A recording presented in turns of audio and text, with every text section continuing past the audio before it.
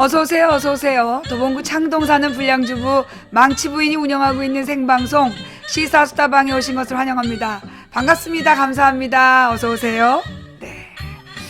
자,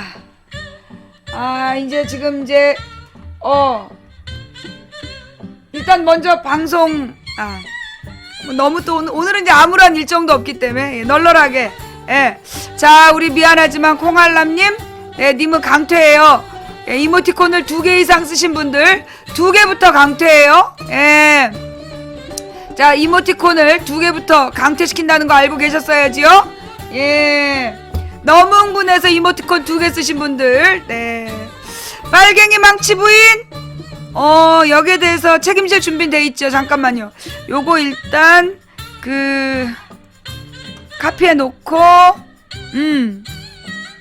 잠시만, 어디 갔지? 법정에서 만나. 네. 자, 어서오세요, 어서오세요. 망치 부인입니다. 반갑습니다. 네. 오늘따라 유독 밝아 보여요?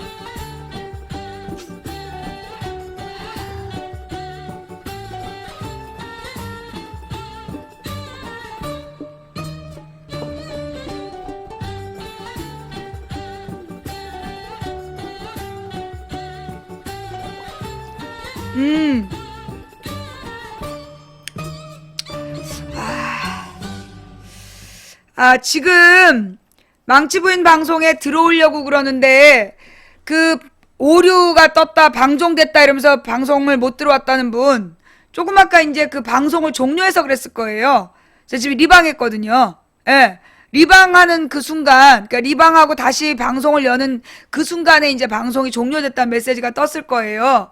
네, 여러분들 잠깐 한 10분, 아니야, 한 2, 3분? 2, 3분 정도 텀이 있었어요. 그러니까 막 여러분들 그거 가지고 막 의심하고 의혹을 갖고 그러지 마세요. 어제는 어떤 분이 한밤중에 긴급한 문자를 보내셨어요. 신경민 의원의 유튜브 영상이 모두 사라졌다. 신경민 의원의 유튜브 영상이 모두 사라졌다. 아무래도 정부에서 신경민 의원의 영상을 유튜브에서 삭제시킨 것 같다. 굉장히 리얼한 제보였는데 알고 보니까 검색하시면서 삼경민으로 하셨대요. 심경민. 심경민으로 검색을 하니까 영상이 사라지지. 여러분들 일단 진정들 하세요. 많은 분들이, 우리 많은 분들이 이제 혹시라도 이 국정원에서 여러분들의 사생활을 침해할까봐, 여러분의 사생활에 대해서 막 침해할까봐 굉장히 벌써들 많이 쫄고 계세요. 그래가지고 이제 별의별 제보가 다 들어오는데, 이제 꼭 그렇지만은 않아. 너무 걱정하지 마시고요. 네. 자, 가만있어 보자. 이렇게 할까? 네. 너무 뭐 어떤 분은 굉장히, 여러분이 저한테 또 진지하게, 망치 부인님, 제가 손도 안 댔는데 갑자기 누구의 채팅을 차단할까요? 이렇게 물어보는 글이 떴다고. 제 휴대폰을 누군가 도청하는 건가요? 감청하는 건가요? 그거 아프리카의 채팅 차단 기능이에요. 아프리카 채팅을 보다 보면 채팅으로 개소리하는 사람들 차단하세요 이런 기능으로 차단 기능이 뜬 거고, 여러분 모르게 여러분의 이어폰 줄이 채팅한 거예요. 그거 가지고 망치 부인한테 막 걱정하면서 문자 보내고 그러지 않는 게 고마운 일이야. 소리가 너무 커요? 제 마이크 소리가 너무 커요? 자, 지금 마이크 소리가 너무 큰가요?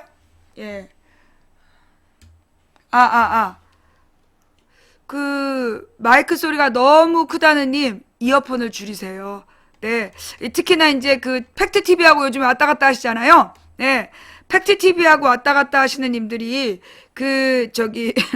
팩트TV 듣던 소리로 우리 방송 들으면 귀가 나갈 수가 있어요. 위험한 일이야. 그건 조심하셔야 됩니다. 잠깐만요. 움찔움찔하긴 함. 그래요. 여러분들 이렇게 우리 망치부인 방송은요. 네. 우리 망치부인 방송이 뭐라 그러나 좀 달라요. 데시벨이 달라. 내 목소리에 그걸 뭐라고 그래야 되나. 하여튼 데시벨이 달라요. 그러니까 이제 옛날에 내가 학교에서 애들 가르칠 때, 예, 내가 학교란다. 학원에서 우리 애들 가르칠 때, 처음에 애들이 한 달 동안은 적응을 못 해요. 선생님 목소리가 너무 커서 머리 아파요, 막 이래. 근데 한 달이 지나고 나면 애들이 그런 얘기를 더 이상 안 해. 근데 이제 그런 얘기를 더 이상 안 하면 다른 선생님들의 목이 쉬어가기 시작해. 애들이 내 주파수에 이제 내 목소리 데시벨에 적응이 되는 거야. 그리고 다른 선생님들한테 소리가 안 들려요, 안 들려요. 선생님들이 소리를 지르다가 목이 막 쉬는 거야. 그래가지고 이제 늘 미안했어요. 참 그 당시에 우리 선생님들이 나 때문에 고생 많이 하셨어요. 정말 미안하다는 말씀 전하면서, 예. 자, 지금 이제 우리 필리버스터가 지금 66시간째? 예. 아니야. 60시간이었지. 67시간. 예. 지금 야당의 필리버스터가 67시간째 계속되고 있는 지금 시간은 2016년 2월 26일 금요일 세월호 682일째 날 방송 보내드릴게요. 지금 현재 이제 김의원 의원이 필리버스터를 진행하고 있지요. 네. 일단 이 필리버스터라는 게 뭔가, 예, 필리버스터라는 게 도대체 뭐냐? 많은 분들이 질문하고 계시죠? 필리버스터라는 건 의회의 소수 정당이 다수당이 숫자로 의결을 밀어붙이려고 할 때 이걸 방해하기 위해서 합법적으로 표결을 방해하기 위한 발언, 이걸 이제 필리버스터라고 한다. 그 다음에 두 번째 질문이 야당이 왜 필리버스터 하고 있습니까? 이 얘기잖아요. 그죠? 자, 그럼 의사진행 발언을 방해를 하는 건데, 의사진행 방해가 뭔지 몰라서, 그래서 제가 설명한 거고요. 그럼 왜 야당이 필리버스터를 하고 있는가? 이 부분이 또 중요하죠. 예. 왜 야당이 필리버스터를 하냐 하면, 지금 현재 국정원에서, 그러니까 현재 새누리당이 통과시키려는 법이 국정원이 주도하는 테러 감시 체제, 이거에 대한 반대다. 국정원이 주도하는 테러 감시 체제에 대한 불신. 그래서 지금 국정원이 주도하는 테러 방지법은 안 된다라고 이야기하고 있는 거예요. 근데 이 정도만 가지고 좀 부족하죠? 예, 그래서 망치 부인이 여러분 조금만 기다리시면 제가 오늘 또 일베였나봐. 일베에서 제보가 들어왔어요. 예. 일베로 보이는 이 친구가 나한테 딱 두 가지를 질문했더라고. 하나는 이제 망치 부인이 추천하는 잠깐만요. 잠깐만. 지금 시스템을 갖추고 있어. 오늘은 이제 초장에 두 개가 만들어져서 안정적으로 방송할 수 있겠네요.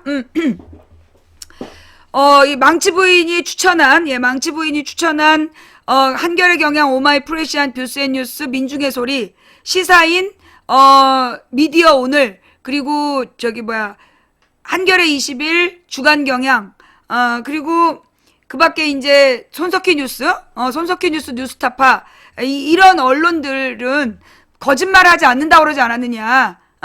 근데 옛날에 오마이 뉴스에서 신상철 서프라이즈 대표가 주장했던 멍게 유충이 뭐라 그러냐, 어뢰 추진체에서 발견됐다라는, 그래서 멍게 유충에 대해서 소위 생물학자한테 물어봤더니 그건 동해바다에서만 자라는 거고 서해바다에서 자라지 않는다라고 그 당시에 신상철 대표가 주장을 했어요. 그래서 이 내용을 그대로 오마이뉴스가 보도를 한 거야. 보도를 했던 사건을 이제 물고 늘어지더라고요. 근데 그 사건은 오마이뉴스가 바로 그 다음날 정정 보도를 했어요. 예. 신상철 대표의 주장을 그대로 보도를 했다가 나중에 다른 생물학자들한테 물어봐서 그게 오류가 있다라는 게 밝혀져서 그래서 이 오마이뉴스 차원에서 정정 보도를 했습니다. 예. 그게 이제 망치 부인이 한겨레 경향 오마이 프레시한 뷰스앤뉴스 민중의 소리, 그 다음에 시사인 주간경향 한겨레 21, 그리고 미디어 오늘, 이런 언론들을 신뢰하는 이유는 뭐냐면, 이 사람들은 자기네들이 어떤 잘못된 보도를 하면 반드시 정정해요. 예. 망치 부인이 그 밀어주고 있는 10개 언론은 자기네들이 혹시라도 허위 사실을 보도하면 바로 정정합니다. 예. 뭐 국민 TV 고발 뉴스, 뭐 뉴스타파 이런 데도 마찬가지죠. 예. 이런 데에서 만약에 허위 사실을 유포했다.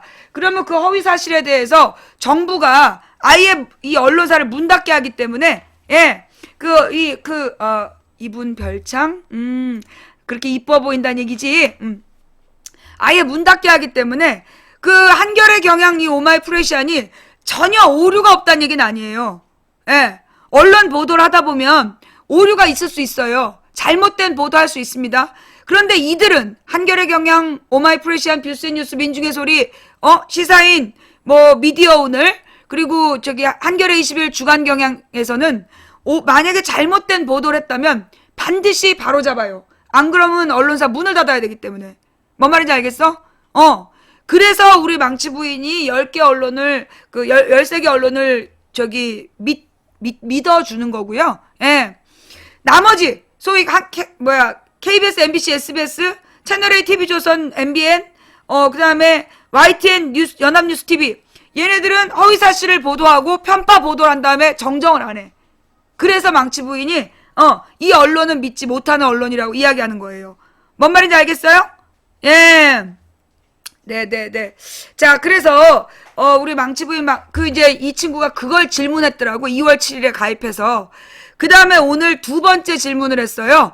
두 번째 질문을 한 내용이 뭐냐면, 소위 지금 네이버 블로그로,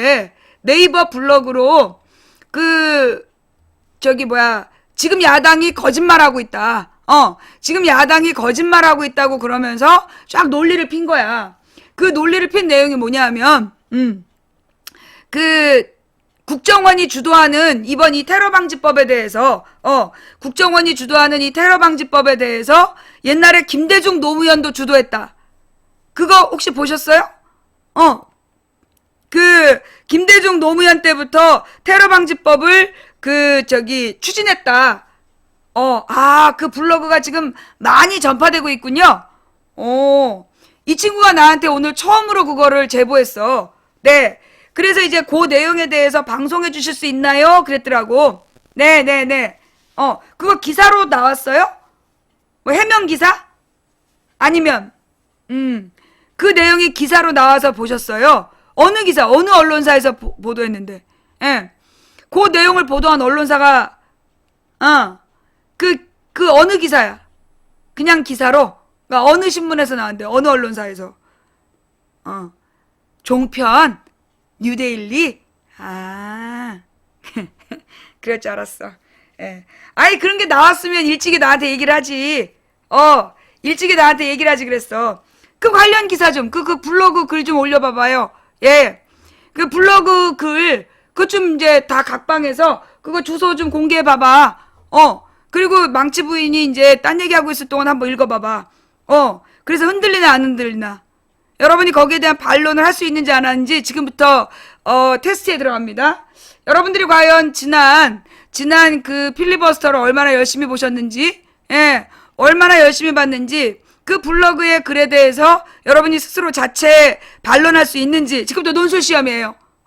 그 자료를 보시고 논리적인 반박을 해보는 게 지금 여러분의 숙제니까 찾아가지고 보신 다음에 망치 부인 이제 그동안에 좀 딴 얘기 좀 하고 있을게요.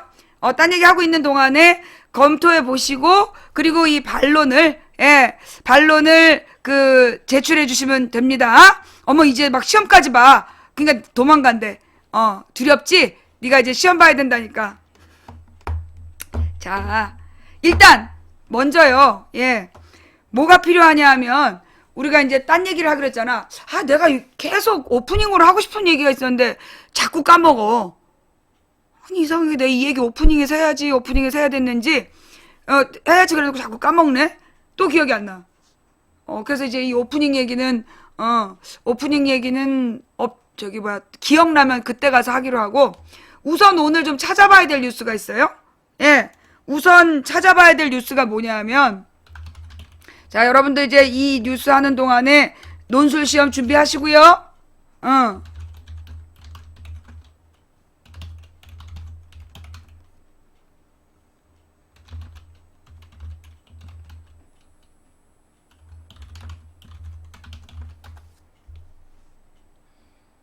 음.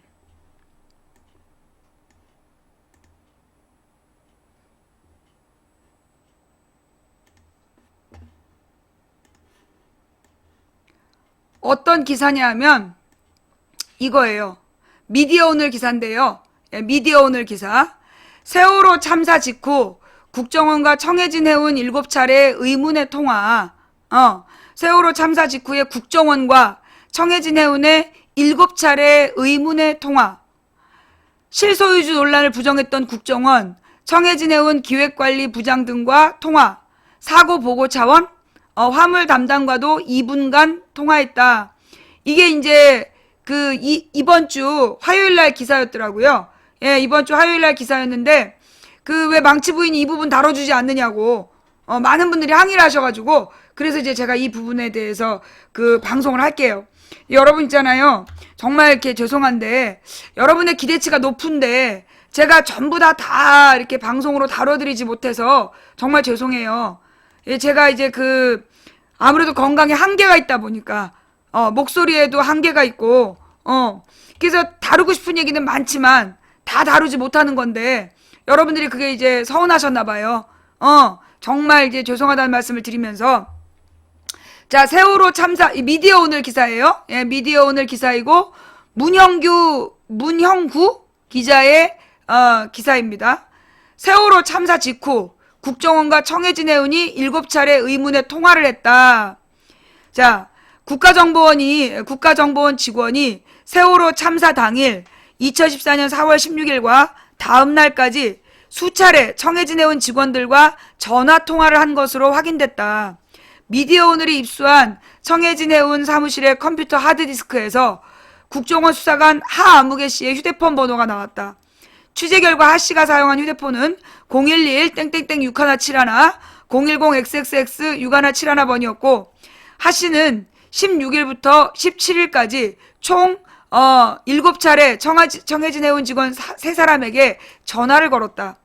국정원 직원 하 씨가 청해진 해운 직원과 최초로 통화한 시점은 4월 16일 오전 9시 38분. 배가 아직 뒤집어지기 전이죠. 예. 또 7이야. 자, 뭐요? 4월 16일 오전 9시 38분. 배가 완전히 뒤집어진 시점이 10시 반이야. 배가 완전히 전복돼서 바닷속으로 가라앉은 게 10시 반인데, 그로부터 1시간 전, 오전 9시 38분에 청해진 해운 직원하고 통화를 했단 말이야. 그 당시에 국정원에서 뭐라고 얘기를 했냐면, 자기네들도 언론 보도 보고 알았다. 이런 주장을 했단 말이에요. 예. 세월호 사건에 대해서 언론 보도 보고 알았다. 그런 얘기를 했고, 이게 세월호 기사가, 그러니까 세월호에 대한 보도가 나오기 시작한 게 10시쯤이었어. 그죠? 세월호에 대한 언론 보도가 나오기 시작한 게 제 기억에 10시쯤부터였던 걸로 아는데, 여러분 기억은 어떠세요? 제가 10시쯤에, 그러니까 9시 50분에서 10시쯤에 우연히 YTN을 틀었는데 그때 세월호 보도가 나오고 있었어. 그래서 얼마나 됐냐 했더니 방금 나오기 시작했다 그랬어. 그쵸? 그때 10시부터 언론 보도가 됐단 말이야. 근데 좌우지간 이제 4월 16일 오전 9시 38분에 청해진 해운하고 국정원에서 약 2분 1초 동안 통화를 했다. 국정원은 당초 사고 당일 9시 44분에 방송 뉴스를 보고 사고를 처음 인지했다고 주장하는 등 9시 44분이라고 나오네, 이 기사에는. 청해진 해운과의 관련성을 애써 부인해왔다. 그러나 이미 9시 38분에 국정원 직원 하 씨가 직접 청해진 해운 직원에게 전화를 걸어 2분간 통화를 했다. 또한 이 국정원 직원은 최초의 통화를 포함해 이틀간 총 7차례 청해진 해운 측에 전화를 걸었다. 기지국까지 다 떴어. 예. 자, 국정원은 2014년 국정조사 기관 보고에서 세월호 운항관리 규정에 해양사고 보고 개통도에서 국정원이 들어있는 것과 관련해 세월호 운항관리 규정 작성 승인에 전혀 관여한 바 없으며 청해진 해운 측이 선박 테러 피랍 사건에 대비하여 포함시켰을 것으로 추측된다는 취지의 답변을 한 바 있다.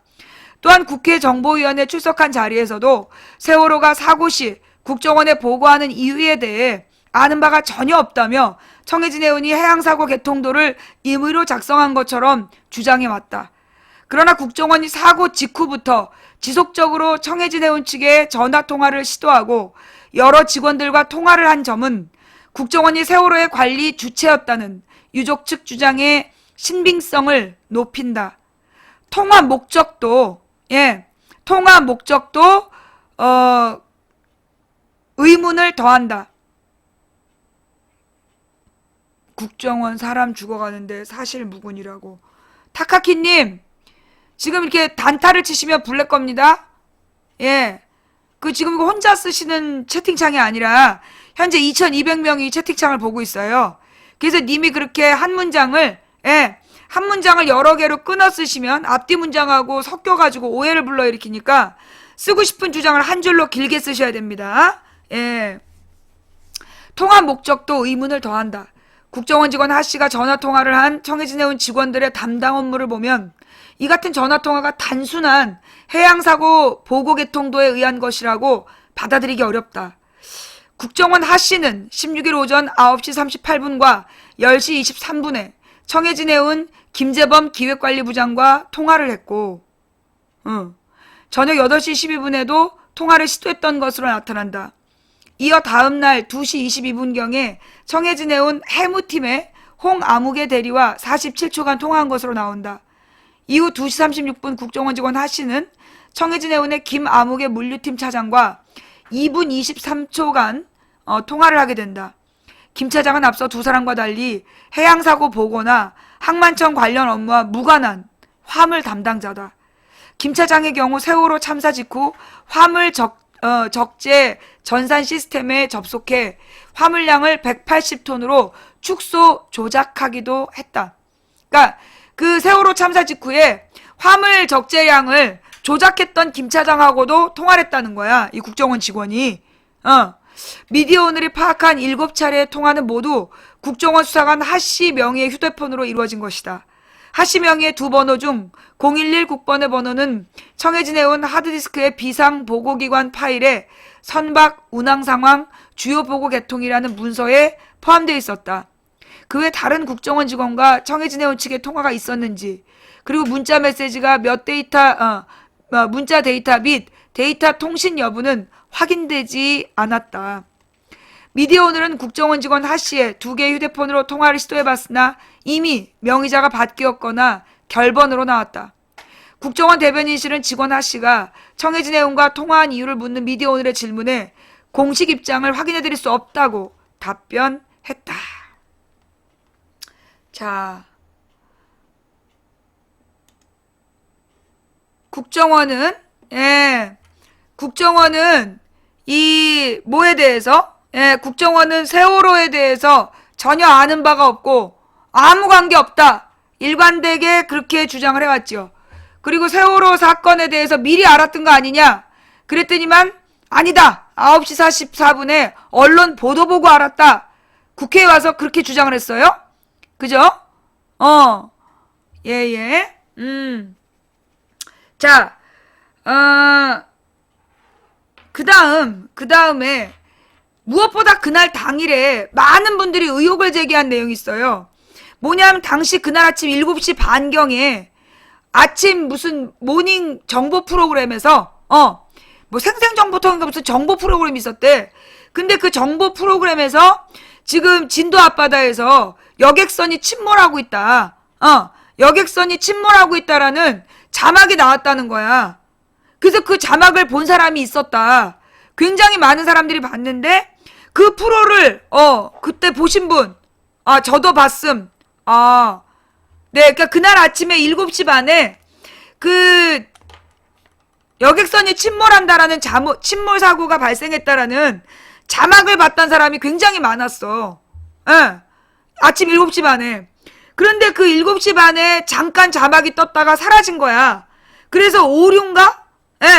오류인가 그리고 이제 넘어갔다는 거예요. 그러고 나서 9시 44분에 YTN에서 보도가 라디오 뉴스에도 나왔다. 하여튼 여객선 침몰에 대한 단신 뉴스가 잠깐 나왔었는데 사라진 거야. 그리고 중요한 건 그 당시에 청와대에서 NSC 회의가 있었다는 거예요. 그러니까 이제 그 그러니까 NSC 의장한테 이렇게 국민 300명이 죽는 사고가 발생했다. 그때 너네 뭐 했냐? 그래서 행안부 장관한테 물어봤든가 하여튼 그 최고 책임자한테 물어봐요. 그랬더니 뭐라고 얘기를 하냐면 자기네들은 아침 7시 반부터 9시 반까지 회의를 했다.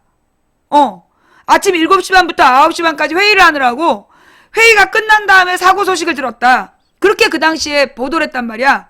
이제 발언을 했단 말이에요. 정부에서. 그런데 그 7시 반은 사실 언론사에서도 그 여객선이 침몰했다라는 보도가 잠깐 나왔던 시점이야. 그리고 무엇보다 NS회의의 NSC 회의가 열리는 그 벙커가 어떤 거냐면 전국을 동시에 열어볼 수 있는 그 감시망이 갖춰져 있는 프로그램이다. 옛날에 노무현 대통령 때 그 벙커를 만들면서 그러니까 전국의 CCTV하고 다 연결이 되고 전국의 CCTV하고 다 연결이 되고 위성하고도 연결이 돼서 어떤 문제가 발생하든 실시간으로 감시할 수 있는 그 이제 참관할 수 있게 되어 있는 시스템이라고 우리는 알고 있단 말이야. 근데 거기에 들어가서 모든 화면을 끄고 그래서 무슨 회의냐고 물어봐도 대답을 안 해. 무슨 회의를 했냐? 그거 보안이다 그러면서 얘기를 안 하는데 그 회의를 2시간 하느라고 그 세월호 사건을 몰랐다라고 정부는 얘기했단 말이야. 근데 좌우지간 세월호 사건 직후에 이 청해진 내용과 모르는 사이라고 얘기했던 국정원이 7차례나 의문의 통화를 했고 이 통화 내용이 뭐냐라고 물었을 때 국정원이 뾰족한 대답을 못하고 있다. 이게 언제 터진 사건이냐면 23일 날. 요게 언제 나왔냐면 23일 날 올라온 기사예요. 23일 날 이 기사가 올라왔고 이 기사가 눈에 띄기 전에 그 필리버스터 아니야 테러 방지법을 이 기사가 올라오고 사람들에게 회자되기 전에 테러 방지법이 상정된 거야.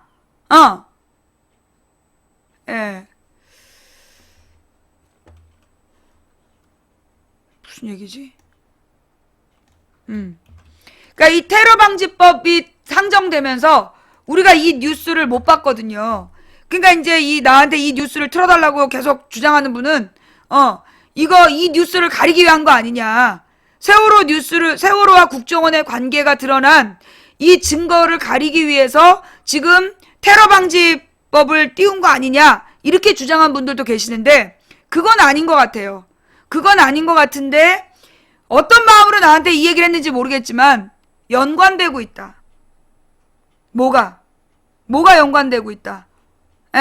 뭐가 연관되고 있느냐 하면 국정원은 이미 9시 38분에 그러니까 청해진 해운하고 통화를 하고 있었다.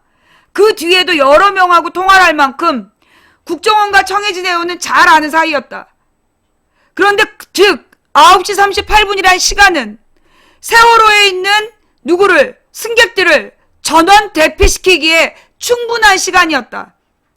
그러나 국정원은 청해진 해운에게 그런 지시를 내린 바 없다. 그래서 304명이 죽었다. 이런 국정원에게 테러 방지 정보 수집권을 줄 필요가 있느냐? 나한테 이 얘기를 한 사람은 다른 의도로 했겠지만 의도로 했겠지만 국정원에서 테러 방지를 위한 정보 수집 활동을 하겠다라고 얘기했다는데 이 국정원이 청해진 해운하고 통화한 9시 38분 그 시간은 모든 나라의 기본적으로 이 해난 대응팀에서 알고 있는 기본 매뉴얼 배가 기울기 시작하면 즉시 승객들을 대피 가능하게 바깥으로 빼내야 되는 그런 시간이야. 그런데 그 9시 38분은 그 배 안에서 직원들이 청해진에 온 직원들이 그 여자부터 남자들까지 돌아가면서 단원고 학생들 가만히 있으라고 방송하고 있을 때였어. 가만히 있으라고 방송하고 있을 때였어. 국정원은 그때 청해진해운을 통해 지시를 하고 구조 지시를 내릴 수 있었어. 전원 탈출 지시를 내릴 수 있는 시간이었다고. 그러나 아무것도 안 하고 끊었다는 거 아니야. 이런 국정원에게 국가 안보를 책임지라고 테러 방지, 정보 수집 능력을 준다고 테러를 방지할 수 있겠느냐고. 여러분 지금 7시간이란 얘기 때문에 또 여러분 7이란 얘기 때문에 또 막 굉장히 민감해지셨는데요. 우리가 잊지 말아야 될 내용이 있어. 왜 그 조선일보에서 박근혜가 7시간 동안 실종됐었다. 이게 무슨 얘기냐 하면 그 당시 그 사건 당일 4월 16일에 그 청와대와 해경의 통화 내용을 녹취록이 공개됐어. 근데 그 녹취록에 보면 9시 28분에 맨 처음으로 박근혜 말이 나와. 그 9시 28분 이전에 한 번도 박근혜의 어떤 지시사항이 안 나와. 그러다가 9시 28분인가 30분에 딱 첫 번째 얘기가 나오는데 전원 구조하라. 그런데 10시 22분, 10시 28분? 미안해. 시간 바꿀게. 10시 28분에 박근혜의 첫 번째 지시가 내리는데 전원 구조하란 지시가 처음 내렸어. 그 시간에. 그런데 실제로 10시 21분에 어떻게 됐다? 10시 21분에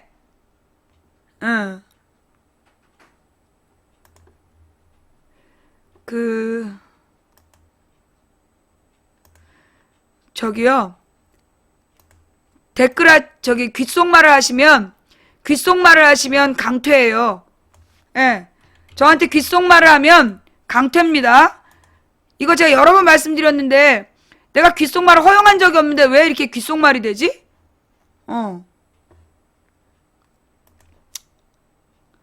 그 망치 부인한테 방송 중에 귓속말을 하는 거는요 블랙이에요. 예. 알아두세요. 왜냐하면 제가 제가 귓속말을 열어놓으면 귓속말로 테러라는 놈들이 있어.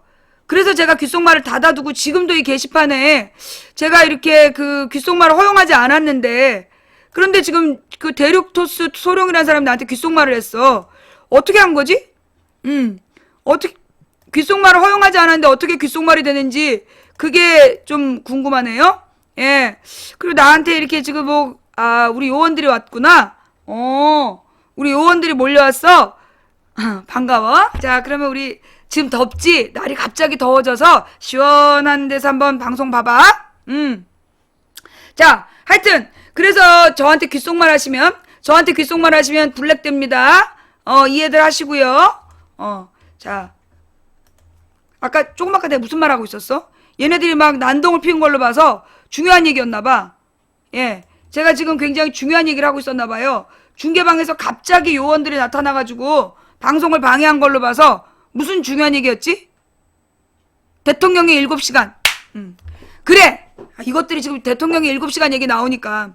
그 대통령의 7시간, 그 얘기가 왜 나오냐 하면, 그렇게 오전 10시 반에 전원 구조해라라는 엉뚱한 지시가 내려. 10시 21분에 배가 완전히 전복이 됐고, 그 뒤로 어떤 카톡도, 어떤 문자도 발송이 안 돼, 세월호에서. 왜냐하면 이제 그 시간에 이 배에 있던 그 통신 장비가 고장이 난 시간으로 보여. 물에 잠기면서. 그러니까 10시 21분에 배가 완전히 전복된 걸로 보이는데 10시 28분에 가서야 박근혜가 첫 번째 지시를 내린다고. 전원 구조 지시가 그때 내려. 그리고 나서 5시 20 몇 분까지 5시 27분인가? 그 시간까지 박근혜가 어느 장면에서도 출연 안 해. 대통령의 지시사항이라든가 대통령이 회의를 소집했다라든가 대통령이 어떤 걱정을 했다라는 얘기가 전혀 없어. 그리고 5시 27분에 그 비상대책실에 상황실에 나타나가지고 그 구명조끼를 입고 있다는데 뭐 나오기가 어렵나요? 이런 뻘소리를 해요. 온 국민이 그때 전원 구조라는 얘기를 믿고 일상으로 복귀했다가 그러니까 그게 11시 50분쯤에 전원 구조 뉴스가 나오고 그 다음에 1시 반에 그게 오보였다라고 나와. 그래서 국민들이 모두 2시부터는 멘붕 상태였어. 그러면서 막 세월호에 대해서 뉴스를 보고 있는 상황이었는데 5시 반에 이 여자가 상황실에 나타나가지고 구명조끼를 입고 있다는데 구조하기가 힘든가요? 이런 개소리를 하는 바람에 발칵 뒤집어지게 되면서 그때 이제 난리가 나는 거야. 그러니까 10시 반부터 5시 반까지 7시간 동안 어디서 뭐 했느냐? 이 얘기가 이제 나온 거야. 그러면서 그 7시간 동안 뭐 했느냐고 국회에서 질문을 해요. 국정조사 때 그 비서실장한테. 그랬더만 김기춘이가 자기 모른다. 대통령의 사생활을 자기가 다 알 수가 없다. 그러면서 모른다고 딱 잡았대. 그런데 그날 아침 10시 반부터 5시 반까지는 이게 사생활을 할 수 있는 시간이다 아니다? 아니에요. 그날 사건 당일 즉 수요일이었고 수요일 오전 10시 반부터 5시 반까지는 공무원의 업무 시간이야. 그러니 그걸 사생활이라고 얘기하면서 모른다라고 잡아뗄 수가 없는 상황인데 김기춘이가 나와서 잡아뗐어. 모른다. 비서실이 다 아는 게 아니다. 이렇게 개뻥을 치면서 어떤 경우에도 대통령이 무슨 일을 하는지 비서실이 모를 수가 없어. 근데 모른다고 다 잡아뗀 거야. 그리고 나서 이틀 뒤인가? 3일 뒤에 그 조선일보에서 풍문이 들린다. 이상한 풍문이 들린다. 그러면서 기사가 나와요. 그 기사 내용이 뭐냐면 대통령이 7시간 동안 뭐 외부 인사 누구를 불러들여서 시간을 가졌다. 라는 풍문이 돌고 있다. 거기서 나온 이름이 정윤회란 이름이야. 그래가지고 그 내용을 그대로 베껴갖고 산케이 신문이 보도를 했는데 그걸 가지고 고소를 했단 말이야, 청와대가. 근데 조선일보는 고소를 안 했어. 그러면서 대통령이 7시간 뭐 정윤회와 대통령이 무슨 관계냐 이런 막 소문이 조선일보 발로 나온 거야. 조선일보에서 그걸 소문을 시작을 한 거야. 그런데 우리가 놓치지 말아야 되는 게 뭐냐면 그 조선일보에서 풍문 기사 대통령의 7시간에 대한 의혹을 제기한 기사가 나온 날 그날 무슨 일이 있었냐 하면 세월호에서 잠수사들이 들어가갖고 노트북을 하나 들고 나와. 아니야 사건 당일에 사건 당시에 잠수사들이 노트북을 하나 건졌어. 세월호에서. 그래갖고 이 노트북을 해경에다 갖다 준 거야.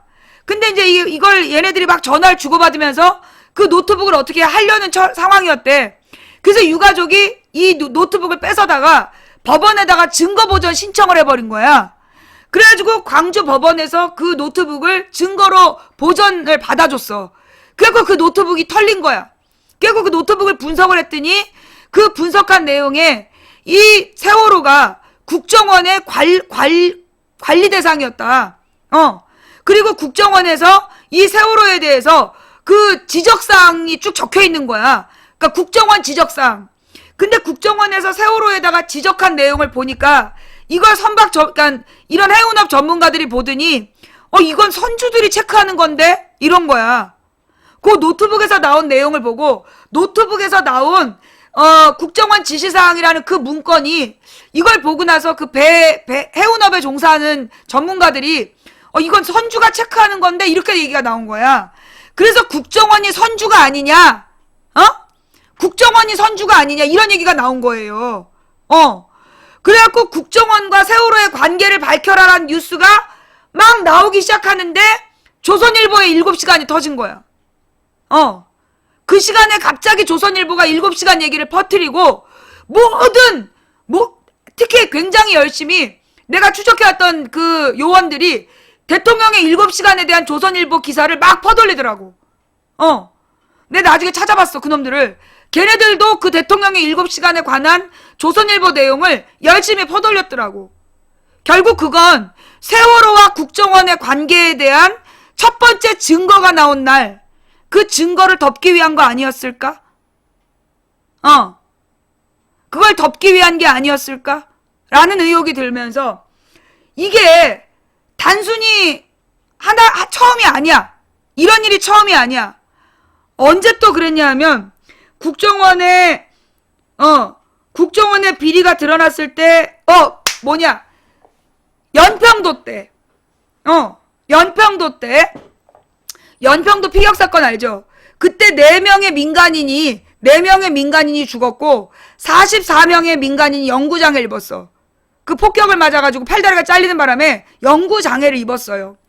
그 연평도 피격 사건에 대해서 그때 이제 뉴스가 막 나와. 근데 그 뉴스들 중에 어떤 뉴스가 있었냐면 야당 의원들이 그러니까 이제 국회 정보위원회에서 국정원장을 불러다가 조진 거야. 야, 이 새끼야, 네가 국정원장이면 원세훈이었어. 원세훈을 불러다 놓고 조진 거야. 네가 국정원장이면 북한의 동향을 파악을 해서 혹시라도 남한에 대해서 포격 가능성이 있는지, 남한을 포격할 가능성이 있다면 이걸 정부에 보고해서 대비하게 했어야지. 이걸 모르고 자빠져 있었냐고 여야 의원들이 집중 포화한 거야. 그때 원세훈이 뭐라고 얘기를 하냐? 아닌데요? 보고했는데요? 그런 거야. 자기 청와대에다가 8월 달에 북한에서 우리 남한의 7개 섬을 공격할 가능성이 있다고 보고를 했다는 거야. 그러면 아니 그럼 청와대가 연평도가 피격 가능성이 있다는 걸 알면서 그날 아침에 그 이상한 훈련을 했다는 거냐? 이 연평도 훈련이, 그러니까 연평도 피격 사건이 어떤 문제가 있냐면 그 당시에 원래는 내가 그랬잖아. 연평도가 국제법상 그 북한의 영해야. 북한의 영해라서 이게 문제가 돼. 일찍이 이 헨리 키신저도 인정을 한 부분이야. 그래가지고 이제 그동안에 남한에서 연평도에서 훈련을 할 때는 또 오래돼갖고. 오케이, 나온다.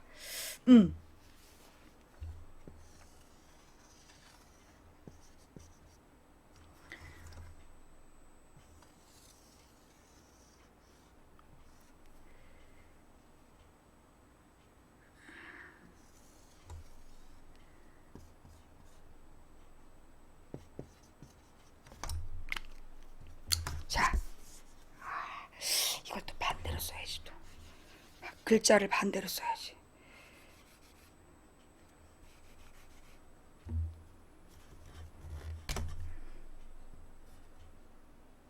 이거는 똑같네.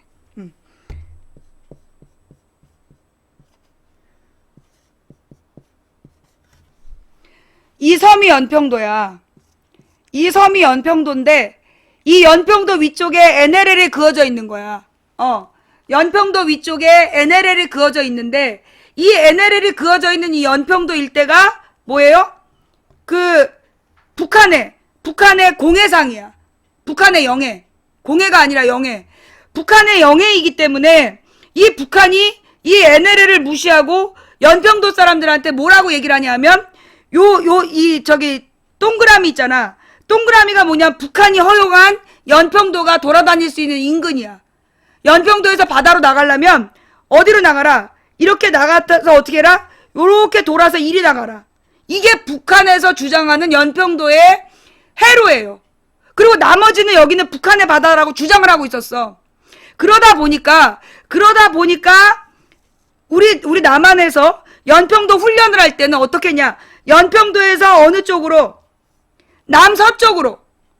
연평도에서 남서쪽으로만 포격 훈련했다는 거야. 이거 국방 전문가한테 들은 얘기야. 원래 우리나라에서 혹시 이 연평도에서 문제가 생길 수 있으니까 요 연평도에서 남서쪽으로만 포사격 훈련을 해왔다는 거야. 그런데 그날 연평도 피격 사건 당일에 북쪽으로, 우리가 이야기하는 NLL인데 우리는 NLL 남쪽으로 쐈다라고 얘기를 하고 있는 거야. 그런데 여기는 국제법상 북한의 바다야. 국제법상 북한의 바다인데 우리가 거기다 포를 쏜 거야. 근데 이게 바로 여기가 뭐냐면 해주야. 해주에서 보인 거야. 물보라가. 그러니까 얘네들이 열받아갖고 연평도에다가 포격을 했는데 이 포격을 하기 전에 3번인가 경고를 해요. 아침 8시 반 하지 마라. 그 다음에 오전 10시 반 하지 마라. 그 다음에 12시에 당장 중단하지 않으면 연평도를 불바다를 만들겠다. 3번 경고를 한 거야. 그리고 2시부터 2시 30분, 20분까지인가? 20분 동안 연평도를 불바다를 만드는 거야. 그러면 자, 여기서 문제는 연평도가 불바다가 됐다. 이게 왜 문제냐? 우리는 바다에다 쐈고 요 바다는 주한 미군이 그어준 NLL이야. 그러니까 여기를 우리가 그 NLL 남쪽이기 때문에 우리 땅이라고 봤다. 핑계를 댈 수 있어. 그러나 국제법상 문제가 됐을 때 우리는 핑계를 댈 수 있지만 북한은 우리의 영토를 공격한 거야. 그러면 이건 전쟁 이후에 최초의 본토 공격이에요.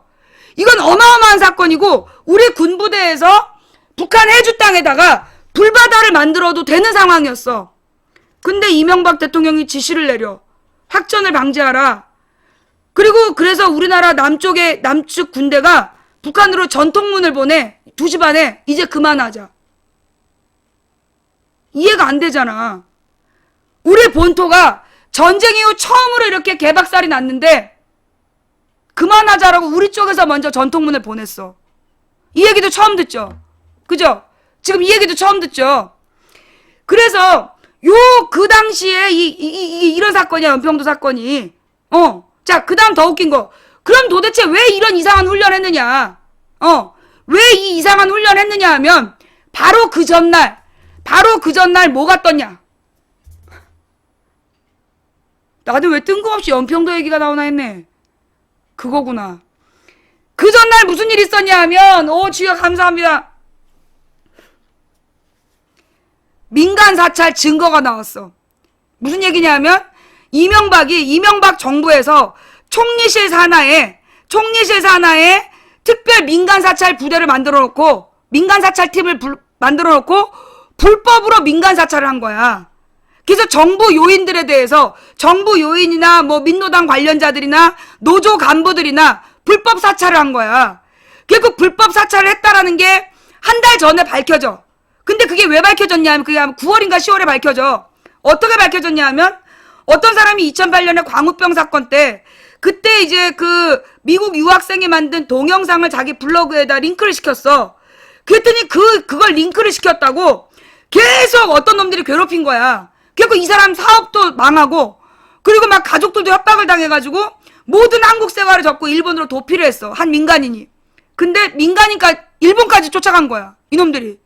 일본까지 쫓아가서 이 가족들을 막 괴롭힌 거야.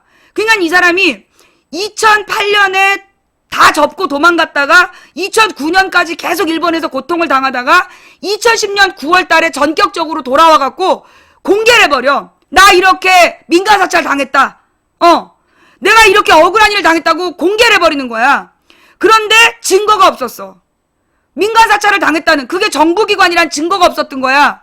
그런데 그러다가 어떤 일이 발생하냐면 이 사람이 받은 전화번호 그 통신 기록을 가지고 그게 그 당시에 그 청와대 쪽에서 썼던 폰이라는 게 알려지는 거야. 근데 명의가 달라. 다른 사람 명의로 된 폰이야.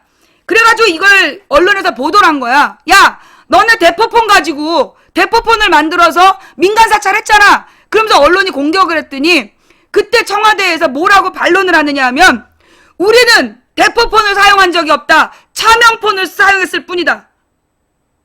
대포폰이 뭐냐 하면 여러분 아저씨라는 영화를 보면 거기 이제 베트남 깡패가 원빈한테 던져주는 전화기 있어. 이렇게 하면서 딱 던져주는 전화기.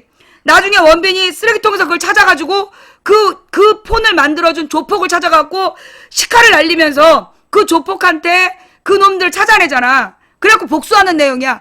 그게 대포폰 사무실이야. 원빈이 가가지고 칼 꽂으면서 그 박살을 내놓는 애들이 그게 대포폰 사무실이야. 그렇게 조폭들이 사용하는 휴대폰이 대포폰인데 청와대에서 우리는 대포폰을 사용한 적이 없다. 차명폰을 썼을 뿐이다라고 얘기를 했어. 그래갖고 다음날 종로에 대포폰 파는 조폭들이 프랭카드를 붙여 차명폰 팔아요 이렇게. 다음날 종로의 조폭들은 차명폰 팔아요 이렇게 프랭카드를 붙였다는 전설이 있어. 좌우지간 청와대에서 그걸 해명이라고 한 거야. 자기네들은 대포폰을 쓴 게 아니라 차명폰을 썼다. 어이가 없었죠. 자, 그러면서 그 사건은 우스갯소리로 넘어가는 듯 했어. 그런데 바로 그 연평도 피격 전날 밤, 바로 그 전날 밤 10시에 그때 내 기억에 한국일보였던 것 같은데 한국일보에서 특종이 나와. 어떤 특종이냐 하면 그 전 세계로 타전이 되는 거야. 그러니까 일단 이 내용이 전 세계 타전이 되는데 원충현이라는 청와대 직원이 누구세요? 앞집에서 원충현이라는 직원이 원충현이라는 청와대 직원이 그러니까 그 정부 하여튼 공무원이야. 걔가 가지고 있었던 수첩이 발견이 돼. 그래서 그 수첩 내용이 뭐냐 하면 그 민간 사찰 내용이야. 그래서 누구누구가 쓰레기를 버리고 담배를 폈다. 그런 거. 그 다음에 불고기 덮밥을 먹었다. 이런 내용이 그 수첩에서 나온 거야. 김종인 씨 사건이 아니라 다른 무슨 민노당 당원의 일거수일투족이 나온 거야. 누구누구가 쓰레기를 몇 시에 어디로 버리고 그 다음에 그 다음날 출근해갖고 불고기 덮밥 먹었다. 이런 얘기가 적혀있는 수첩이 발견된 거야. 그래갖고 이게 발견이 되니까 이게 특종으로 딱 떴어. 근데 알고 보니까 이 수첩이 먼저 이명박 정부의 검찰에서 확인을 해놓고 덮은 거야. 덮었는데 그 연평도 피격 전날 그게 다시 밝혀져. 그래가지고 그때 외신에서 그때 AP통신인가 뭔가에서 전 세계를 타전을 해요. 이명박이 물러나야 될지도 모른다.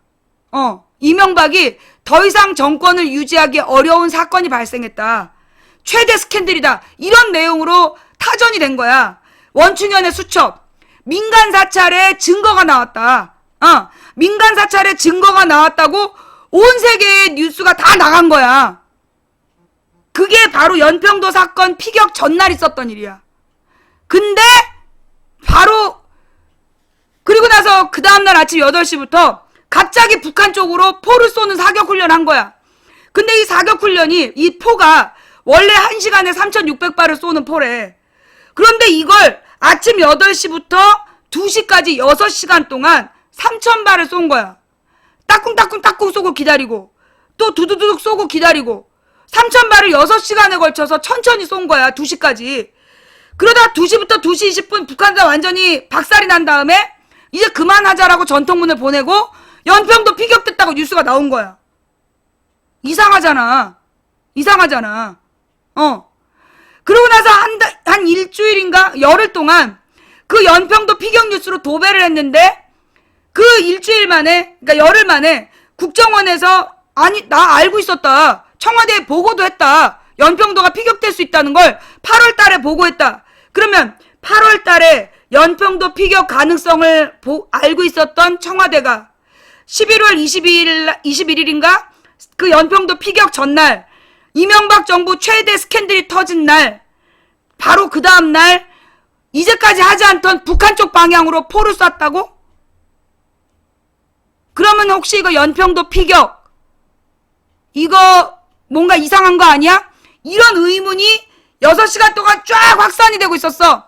그때 갑자기 안상수가 인천을 가요.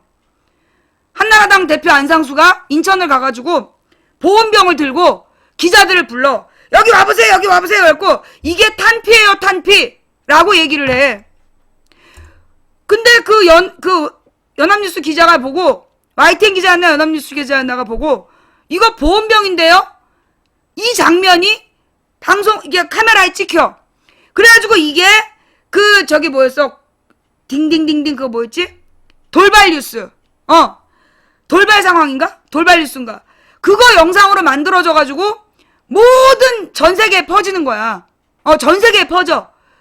그런데 그때 이게 155mm 포라고 옆에서 얘기한 사람이 있었어. 안상수는 미필이야. 기본적으로 안상수는 이제 군 소집 영장을 받았을 때 행방불명이 돼갖고 군대를 안 갔어. 그래갖고 행불상수라는 별명이 있었는데 미필상수는 미필이라고 몰랐다고 쳐. 근데 그 옆에서 이 탄피가 155mm 포다라고 얘기한 사람이 누구였냐면 황진아라는 포병부대에서 장군단 사람이었어. 자, 포병부대에서 장군을 단 사람이 보온병하고 탄피하고 구분을 못했다? 앞뒤가 안 맞아. 더 웃긴 건 뭐냐면 당시 돌발 영상이 원래 그게 노정면 앵커가 만든 거라 YTN이 2008년에 그 광우병 사태 이후로 9월에 사장이 바뀌어.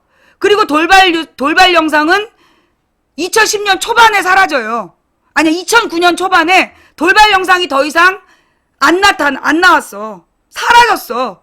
그런데 그때 이 안상수의 보온병이 돌발 영상으로 만들어져 갖고 갑자기 모든 인터넷에 뿌려진 거야. 그리고 모든 국민이 그날 금요일날 토요일날 그 안상수 보온병 얘기를 다 해. 그래갖고 안상수가 어느 저기 동남아시아의 무슨 섬을 갔어. 그래갖고 거기서 한국 교민을 방문했는데 거기 어떤 초등학생이 따라다니면서 아저씨 보온병이죠. 아저씨 보온병이죠. 이래가지고 안상수가 다시는 그 바깥에 안 나갔다. 이게 또 뉴스로 나왔던 내용이야. 좌우지간 안상수의 보온병이 너무나 유명해지면서 그때도 요원들이 뿌렸어. 그때도 요원들이 안상수 보온병 얘기를 온 나라에 뿌렸어. 그리고 그 주말에 일요일인가에 인어 아가씨 남자 주인공이 히로뽕했다. 그런 기사가 나와. 그리고 연평도 뉴스가 싹 사라져요. 그렇게 된 사건이야. 연평도 사건이. 자, 다시 한번 생각해보자.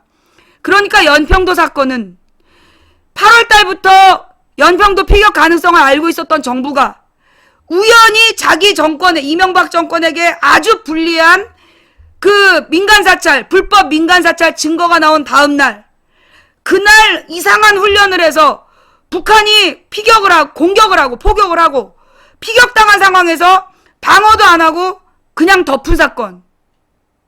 그게 연평도 피격 사건이야. 그 다음에 국정원에서 보고했다는 게 밝혀지자 안상수가 보온병 쇼를 하고, 그리고 보온상수라는 말만 나온 다음에 국정원이 보고했었다는 기사는 모두가 묻혀버리는 거야. 자, 당시에 보온상수라는 영상은 봤지만 국정원이 연평도 피격 가능성을 청와대에 보고했다는 뉴스는 몰랐던 사람 손.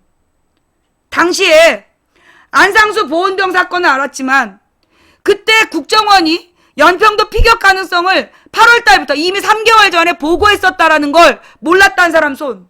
이거예요. 이거야. 늘 국정원 관련해가지고요. 예. 늘 국정원 관련해가지고 아주 불리한 기사가 뜨면, 그럼 뭔가 물타기가 돼. 예. 기가 막히죠? 나는 뜬금없이 연평도 얘기가 왜 나오나 했어. 뜬금없이 연평도 얘기가 왜 나오나 했다고. 그리고 보니까 연평도 얘기, 자,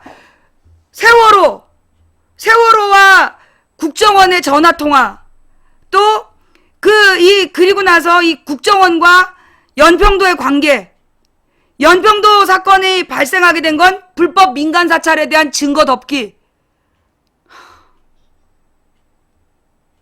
신기하죠? 정말 신기하죠? 이렇게 쭈루룩 연결되니까 정말 신기하죠?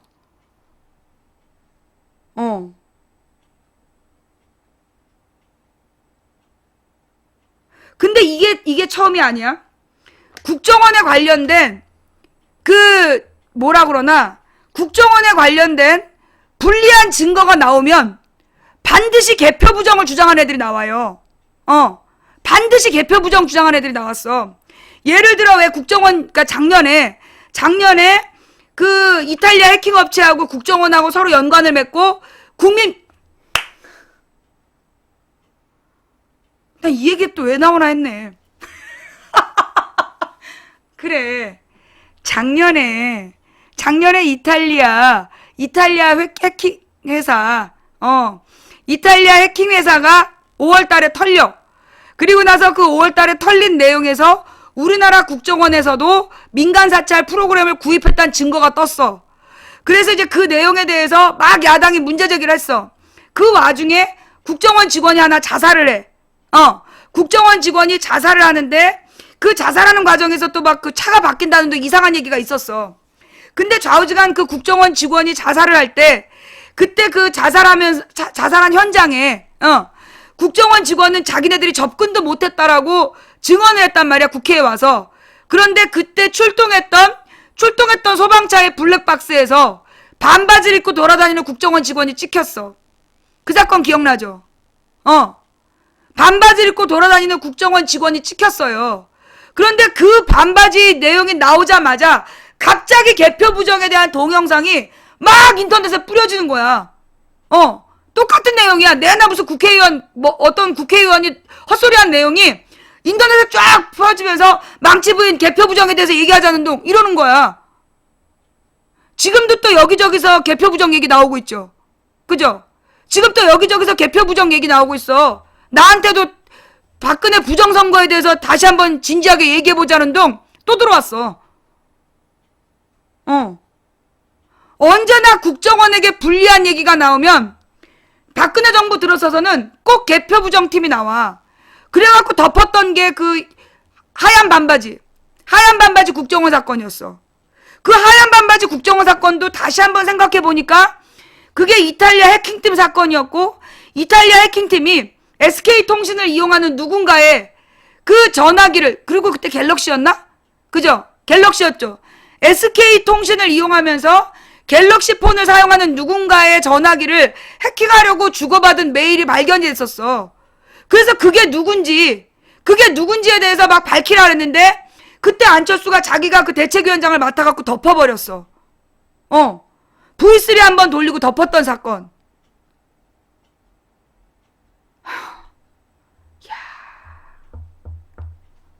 이렇게 연결되는구만. 이렇게 연결되네. 자, 어떻게 이제 그 우리 시청자님들 다 들어오셨는가요? 네이버 블로그에 대해서 한번 얘기를 할 시간이 된 것 같은데, 자, 여러분 어때요? 지금 얘기를 들어보니까 우리가 그동안에 다 들었던 얘기잖아. 다 우리 실시간으로 확인했던 내용들이죠? 그죠? 실시간으로 확인했던 내용들인데, 예, 지금 쫙 다시 한번 망치 부인이 쫙 설명해 주니까 어때요? 소름 끼치게 맞아 떨어지죠?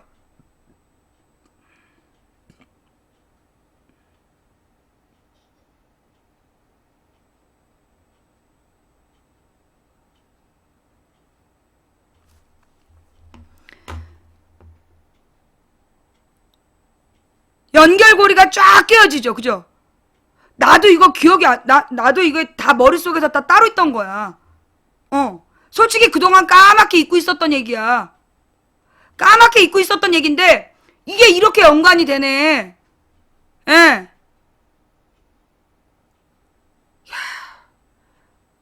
국정원에서 나 때문에 괴로울 것 같아. 그지? 국정원에서 나 때문에 많이 괴로울 것 같아. 미안해.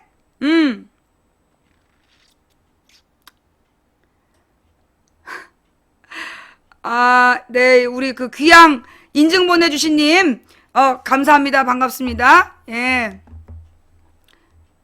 좌우지간, 이렇게 해서 국정원의 민간 사찰의 과거, 그 국정원의 민간 사찰이 가져왔던 처참한 결과들,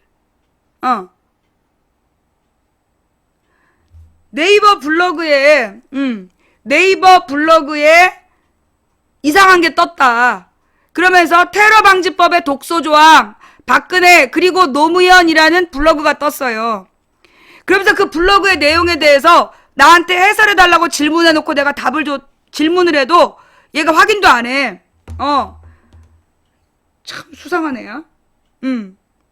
좌우지간 내가 그래서 그 내용에 대해서 두 군데에 전화를 했지. 두 군데에다가 연락을 했는데, 어디? 김광진 의원실, 신경민 의원실. 특히 신경민 의원실에는 내가 진심으로 감사하다는, 어제 매우 감사하다는 말씀을 드리면서 이 블로그의 내용에 맹점을 찾아냈죠.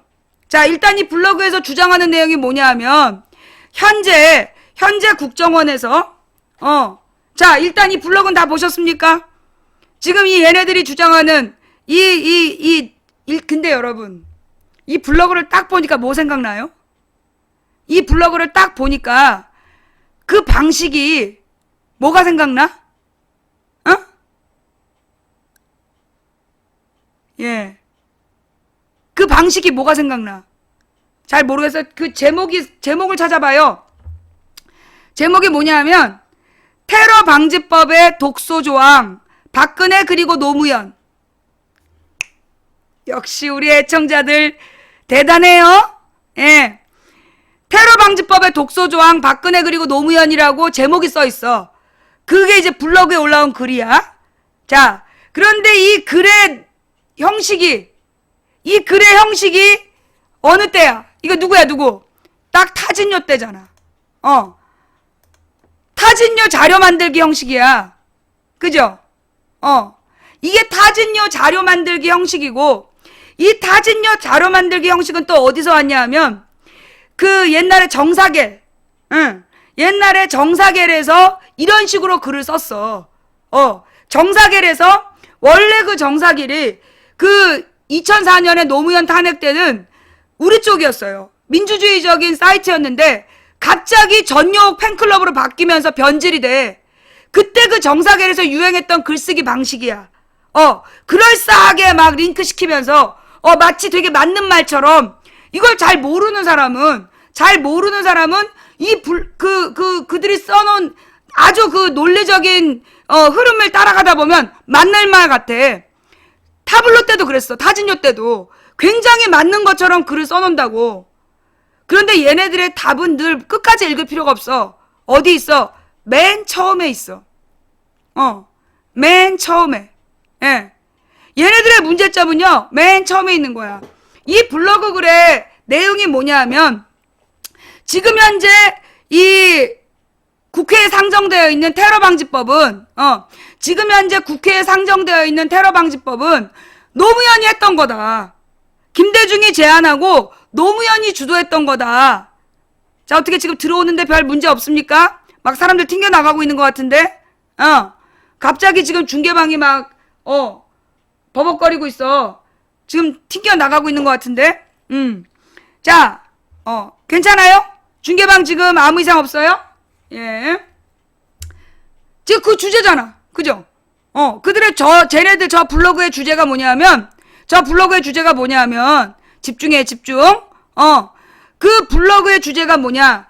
현재 진행되고 있는 테러방지법의 내용이 김대중 노무현 때 추진됐던 테러방지법과 똑같다. 그런데 그 당시에는 통과시키려고 했던 열린우리당이 지금은 반대하면서 발목을 잡고 있다. 맞습니까? 제가 그 블로그의 핵심 제대로 본 거 맞아요? 자, 제가 그 블로그에, 제가 블로그의 내용을 핵심적으로 본 거 맞아요? 자, 그렇다라면, 그러면서 이제 주장하는 게 그거예요. 그 국정원에서 정보를 수집할 때, 현재 있는, 뭘 따르겠다. 통신비밀보호법을 따를 거다. 그거에 따라서 정보 수집을 한다는 건데, 야당이 확대 과장하고 있다. 그렇게 주장하고 있는 거예요. 예, 그렇게 주장하고 있어. 그리고 거기 보면은 막 그 노무현 때 테러방지법하고 지금의 테러방지법을 딱 나란히 나열해놓고 빨간 줄까지 그어서 이렇게 똑같다고 주장을 해요. 그러면 노무현 지지자들이 멘붕이 되는 거야. 아니, 우리의 노짱께서 어떻게 이런? 그럴만하죠? 여러분 뭐라고 답변하실 거예요? 어떻게 반박하실 거예요? 노무현 때 추진됐던 테러방지법하고 지금 테러방지법하고 문안상 거의 흡사해. 별 문제가 없어. 그러면 노무현 때는 왜 괜찮았고 지금은 왜 안 된다라고 얘기해요? 뭐가 문제예요? 뭐 때문에 문제야? 이미 답은 다 있는데. 내용은 똑같다니까. 노무현 때 테러방지법도 국정원이 주도하고, 노무현 때 테러방지법도 국정원이 주도하고, 예, 지금 테러방지법도 국정원이 주도하는 거야. 그럼 뭐가 틀리지? 도감청? 아니야, 도감청 내용이야. 합법적으로 정보를 확인하겠다는 내용이야. 그때나 이때나 똑같아. 인권 침해? 자, 여러분, 김대중 노무현 때 국정원에서 간첩사건 조작한 적 있어요? 정답은 거기서 출발하는 거야. 김대중 노무현 때, 김대중 노무현 때 국정원에서 간첩 증거 조작해다 걸린 적 있냐고. 없죠. 김대중 노무현 때 국정원에서 민간인 어린아이에게 댓글 테러한 적 있어요? 없죠. 그 차이라고. 김대중 노무현 때는 국정원이 이명박 때처럼 댓글 테러하고, 그것도 민간인 초등학생 여자아이한테 댓글 테러하고, 그리고 간첩 증거 조작해가지고 간첩 사건 만들다가 걸리고 이런 짓이 없었다고. 국정원의 존재가 달랐다는 거야. 김대중 노무현 때는 정말 대외 정보 활동에만 집중했던 애들이고, 지금의 국정원은 대외 정보 활동 잘하냐 못하냐. 김정일이 죽어도 몰라. 핵실험을 하는지도 몰라. 북한의 동향 파악 전혀 못해. 김대중 노무현 때 국정원은 철저히 대외 정보 수집 업무만 했어. 그래서 북한의 상황을 꿰뚫고 있었고, 소위 휴민트라는 걸 통해서 북한의 내용을 다 알고 있었어. 그러나 이명박 이후의 국정원은 이명박이 초장에 이중간첩 사건이라고 그러면서 그 북쪽하고 우리나라를 연결했던 휴민트를 관리하던 사람을 공개해버리는 바람에 북한에서 휴민트가 싹 사라졌어. 휴민트가 뭐냐? 한마디로 북파간첩. 휴민트가 뭐냐? 쉽게 말해서 북파간첩이나 북파간첩을 도와주는 정보원들이 휴민트야. 그 휴민트를 관리하던 사람을 이명박이 공개해버린 거야. 그래갖고 북쪽에서 정보 수입 경로가 싹 차단이 돼버렸어. 관련자들이 전부 다 실종돼버린 거야. 전부 다 잡혀가 죽은 거지. 우리 쪽에서 북한의 정보를 수집했던 그 라인을 이명박이 싹 죽여버린 거야. 공개해가지고. 그리고 난 다음에 이명박 박근혜 때 2008년에 김정일 죽었다설 뻥이었잖아. 김정일이 죽었다라고 뇌졸중으로 쓰러졌는데 죽었다라고 막 떠들다가 개망신 당하고 나중에 살아서 나타났잖아. 그 다음에 진짜 김정일이 죽었는데 몰랐어. 진짜 김정일이 죽었는데 모르고 있다가 북한 방송 보고 알아. 그게 우리 국정원의 수준이야. 이 박근혜 때 지금 북한에서 핵실험하고 위성 발사하고 전혀 정보가 없어. 몰라. 북한이 어떻게 돌아가는지 전혀 몰라. 그래가지고 무슨 일이 벌어졌는지 영상 보고 알잖아. 북한 방송 보고 알고. 국정원의 수준이 김대중 노무현 때하고 지금하고 전혀 다르다. 김대중 노무현 때 국정원은 정말 대북 첩보활동을 했어. 미국이나 중국이나 러시아나 첩보활동했다고. 그래서 그쪽의 정보를 실시간으로 수집해서 국정에 반영을 한 거야. 그러니까 노무현이 육자회담을 주도할 수 있었던 거야. 미국 쪽의 흐름, 러시아, 중국, 북한, 일본 흐름을 다 꿰고 있었기 때문에 그래서 육자회담을 주도할 수 있었던 거야. 얘네가 어떤 얘기할 거다. 이거 우리 정보 당국이 다 입수해갖고 보고하고 그러니까 노무현이 대차게 육자회담을 핸들링을 할 수 있었던 거라고. 그런데 지금은 어때 박근혜? 지금 계속 낙동강 오리알 되는 거 아니야? 여러분 한겨레 신문 그 그림판 좀 링크 시켜봐. 한겨레 그림판에 뭐가 나와 있냐면 오바마하고 중국의 시진핑하고 둘이 대화하는 얘기가 나와. 그리고 전화가 왔는데 끊어버려. 그러니까 중국이가 누구야? 아무도 아니야. 끊는 얘기가 나와. 그리고 박근혜는 싸듯하고 여보세요? 이러고 있는 그 만평을 봐봐. 무슨 얘기냐? 지금 미국이나 중국에서 돌아가는 걸, 미국이나 중국에서 돌아가는 사정을 우리 정보당국이 전혀 모르는 거야. 이게 국정원이야. 그러면서 지네가 정보를 입수하겠다. 이미 이명박 박근혜 정부는 불법 민간 사찰했다는 증거도 있어. 이명박 때는 그 김종익 씨 사건을 통해서 김종익 씨 사건 원충현의 민간 사찰 수첩에 발견됐지. 박근혜 때는 국정원 민간 사찰 해킹 사건, 이탈리아 해킹하고 국정원의 관계 아직 밝혀지지 않았어. 거기다가 지금 이명박에서 박근혜로 넘어오는 과정에서 국정원이 대대적인 댓글 조작했던 거, 그리고 민간인에게 테러했던 거 아무도 처벌받지 않았어. 뭔 말인지 알아요? 첫 번째는 국정원의 수준이 달라. 김대중 노무현 때 국정원은 절대 민간인을 공격하지 않았어. 민간인을 사찰하거나 공격하지 않았다고. 김대중 정부 초기에 뭐가 발견되냐면 김영삼 때 민간 사찰했던 증거가 나와. 그래갖고 김대중 대통령이 국정원 라인을 싹 바꿔요. 김영삼 때 벌어진 일인데 김대중 정부에서 책임진 사건이 있었어. 실제로 김대중 노무현 때는 민간 사찰을 금지시켰어. 김대중 노무현은 민간 사찰을 금지시켰고 국정원이 민간인을 공격한 예가 없다고. 그런데 이명박 박근혜 때는 정부 차원에서 민간 사찰을 했고 그 다음에 국정원이 민간인을 공격했고, 가짜 간첩 증거를 조작했고, 가짜 간첩 증거 조작 사건은 박근혜 사건이야. 박근혜 정부에서 그 간첩 증거 조작 사건이 벌어진 거야.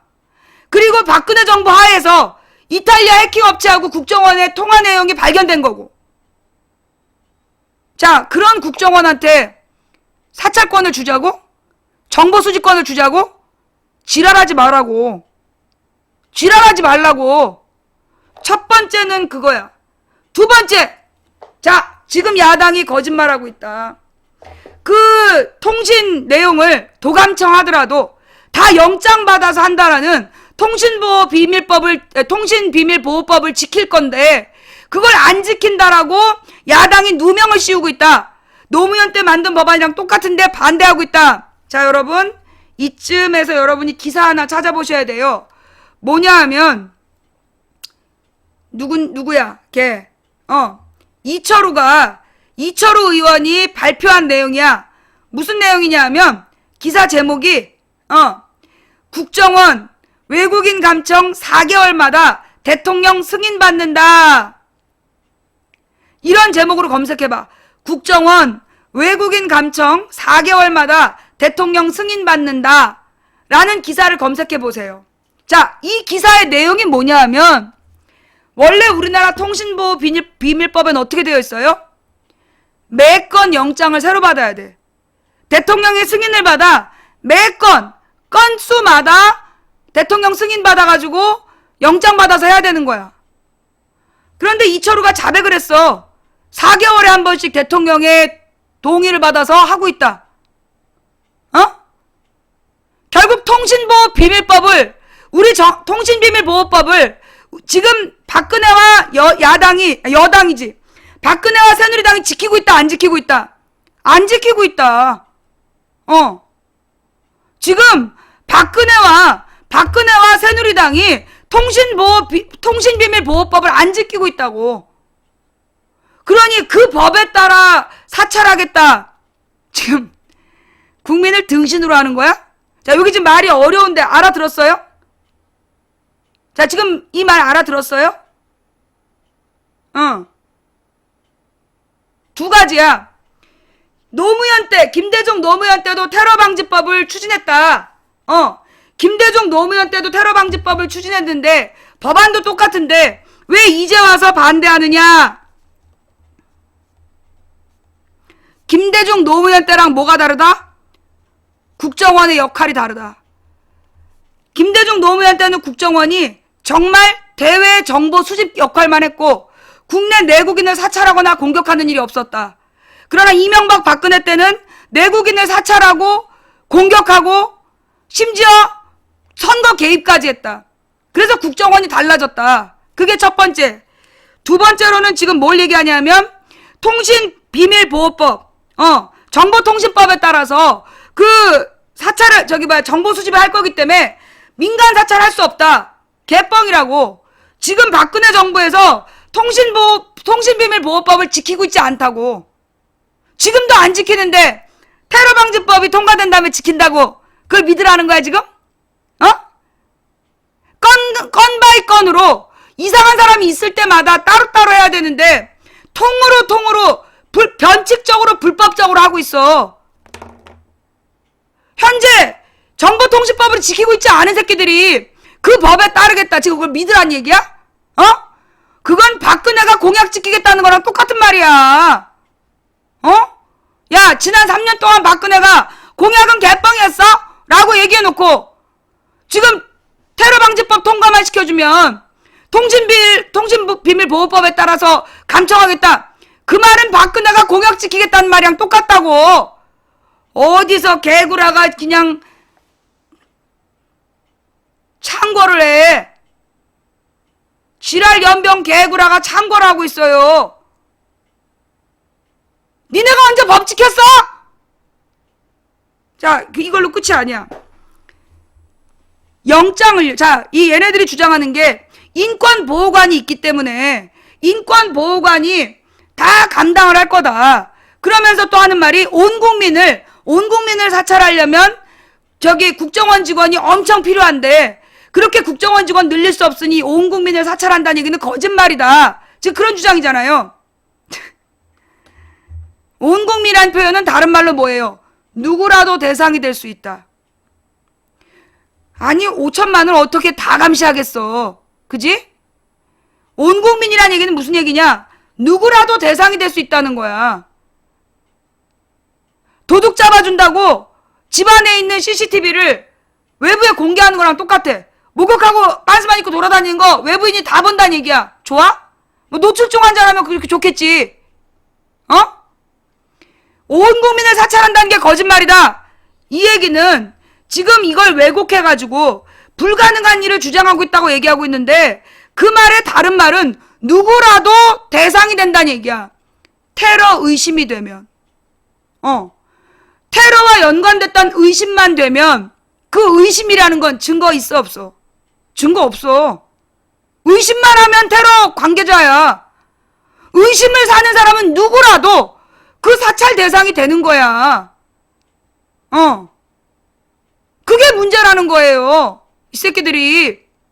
그러면 결국 얘네들이 노리는 건 뭐냐? 얘네들이 노리는 거.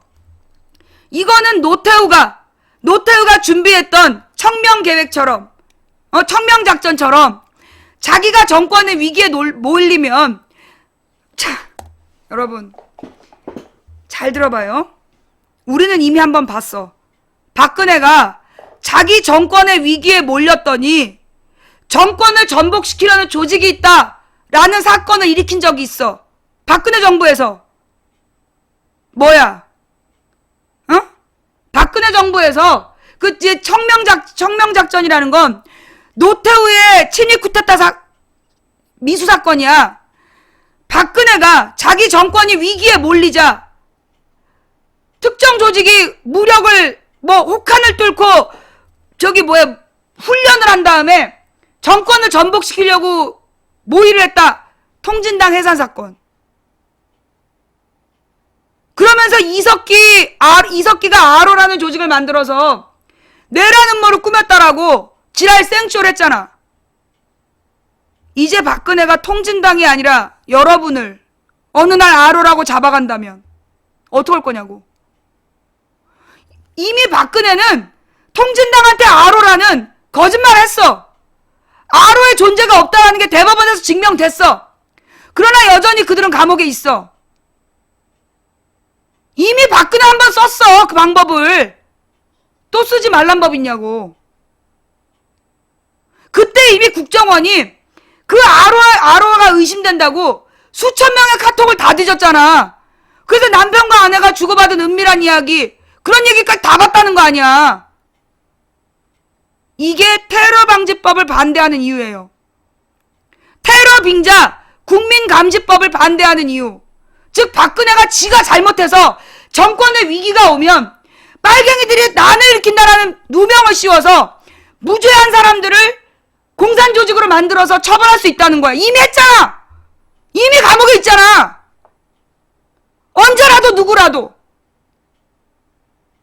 이게 우리가 테러방지법이란 이름의 테러빙자 국민감시법을 반대하는 이유야. 정말로 나쁜 사람을 잡는 게 아니라 지가 정치를 못해갖고 위기에 몰리니까 이석기가 내라는 멋지 했다고 2013년 국정원 댓글 사건 넘어갔어. 그 다음에 세월호 사건 터지니까 통진당 해산으로 또 넘어갔어. 박근혜는 2번이나 그랬어. 여러분, 박근혜는 이미 재범이야. 2012년에 국정원 댓글 사건 증거가 수천 개가 나오니까, 아니 수천만 개가 나오니까 이석기가 내라는 뭐 했다고 거짓말해가지고 국정원 댓글 사건 덮었어. 그 다음에 2014년에 세월호 문제, 국정원과 세월호의 관계가 뭐냐 계속 국민들이 물어대니까 아로 통진당 해산. 이미 박근혜는 2번이나 했어. 그런데 지금 테러방지법이라는 걸 통과시키면 합법적으로 그 지랄 또 하겠다는 얘기야. 어디서 지금 지랄이야. 이거요, 온 국민이 목숨 걸고 막아야 되는 법이에요. 온 국민이 목숨을 걸고 막아야 되는 법이야.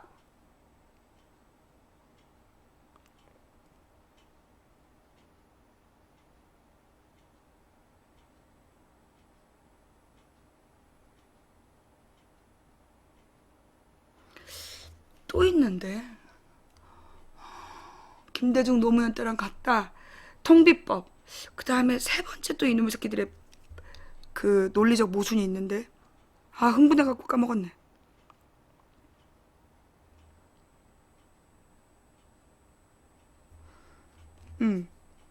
잠깐만.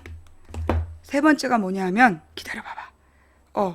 신경민 의원실에 비서관하고 얘기를 해갖고 받은 건데,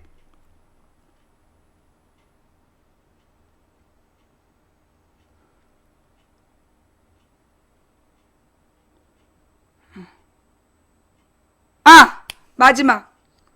자, 이 테러 방지법이 김대중 노무현 때 거의 합의까지 갔어요. 합의까지 갔다가 무산된 이유가 뭘까? 테러 방지법이 김대중 노무현 때, 아니 노무현 정부 말기에 다 합의해놓고 못 간 이유가 뭘까? 누가 반대해서? 박근혜 당이 반대해서. 그때 국정원이 주도하는 테러 방지법 누가 반대했어? 박근혜가 반대했잖아. 박근혜가 반대해서 테러 방지법이 무산됐어. 그런데 이제 와서 테러 방지법을 통과시키라고 도대체 어쩌자는 거냐고 지금 울분을 토하고 있어. 그때 한나라당이 반대해서 통과 안 된 거예요. 자, 그 블로그 나름 반론으로 준비했나봐? 혹시라도 지금 그 블로그를 보고 네이버에 올라온 그 블로그 내용을 보고 진짜 뭔가 야당이 거짓말하는 거 아니야? 라고 흔들렸던 사람 있나?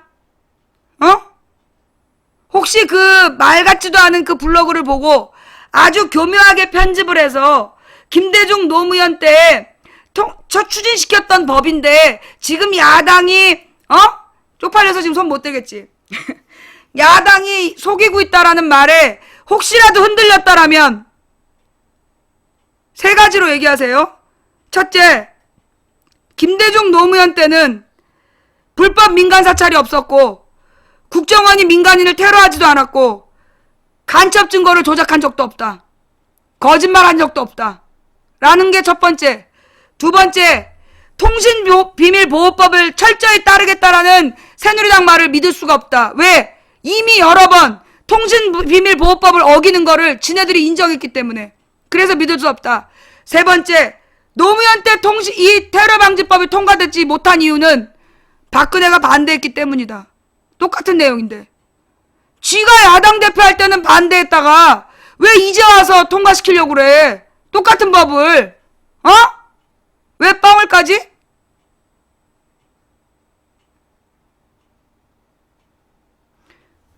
이걸 정리해서 올려주세요. 아니 이 정도 얘기했으면 자기들이 정리해야 되는 거 아니야? 이 정도 정리했으면 여러분들이 알아서 정리를 해야지. 살짝 손. 자, 어때요? 이제 망치분 설명을 듣고 나니까 이해가 돼요? 3번이 가장 화나요. 자, 이 세 가지 내용 이해가 되세요? 요 세 가지 내용에 대해서 누가 뭐라고 얘기하든 반론할 수 있다. 준비가 되시죠? 예. 제 말이 뭐 논리적으로 모순이 있나요? 예. 제 말이 뭐 논리적으로 모순이 있나요? 지금 야당의 필리버스터 내용을 뭐 김대중 노무현도 추진하려고 했던 테러방지법인데 야당이 이제 와서 발목 잡는다 라는 주장에 대한 반론이었습니다. 예. 김대중 노무현 때도 똑같이 국정원이 주도하는 테러방지법인데 왜 이제 와서 안 되냐고 하느냐. 야, 김대중 노무현 때는 국정원에서 간첩 증거 조작하다가 걸린 적 없다. 김대중 노무현 때는 국정원 직원들이 때로 모여 앉아가지고 민간인을 공격하는 정치적 댓글을 다른 적이 없어. 김대중 노무현 때는 국정원 직원이 민간인의 초등학생 딸을 성적으로 모욕하는 그런 악플을 수십 번 다른 적도 없어. 김대중 노무현 때는 국정원이 거짓말한 적이 없다고. 그랬던 국정원 때도 박근혜가 반대해놓고 이제 와서 니네 이명박 박근혜 시절에 니네가 그동안 얼마나 많은 거짓말했어. 얼마나 많은 국정원 범죄가 저질러졌어. 거기에 대해서 처벌했어? 한 번도 안 했잖아. 어디서 범법자들한테 국민 개인 민간 정보를 준다고 지랄을 떨어. 절대로 안 돼.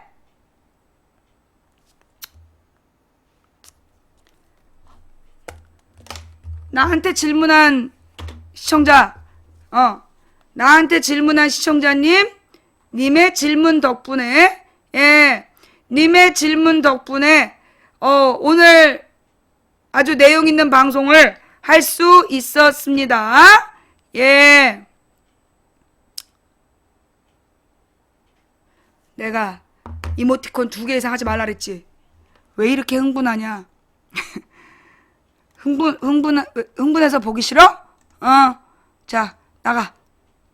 또, 내가 이모티콘 2개 이상 쓰면 강태라고 얘기했어, 안 했어? 했지? 자, 일단 내가 지금, 방금 한 내용에 대해서 여러분들의, 자, 이 말 같지도 않은 네이버 블로그에 흔들린 사람들에게 띄웁니다. 너 그러다 장가 못 간다. 여기 뭐야? 공개한 좌익교수 부분 영상 뉴스 있어요? 예. 우리 저기 게시판에 가면 있나? 예. 그 신경민 의원이 발언한 좌익교수 부분.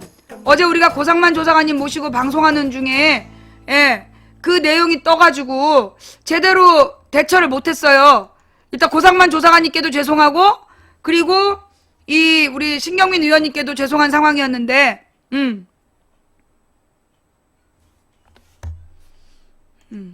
어머 이거 누가 만드신 거예요? 참지상님 만드신 거예요?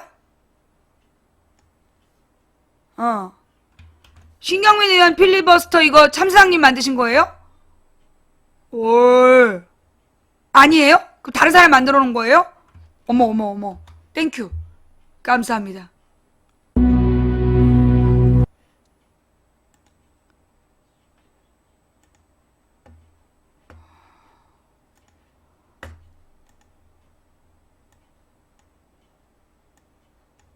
왜 안 되지?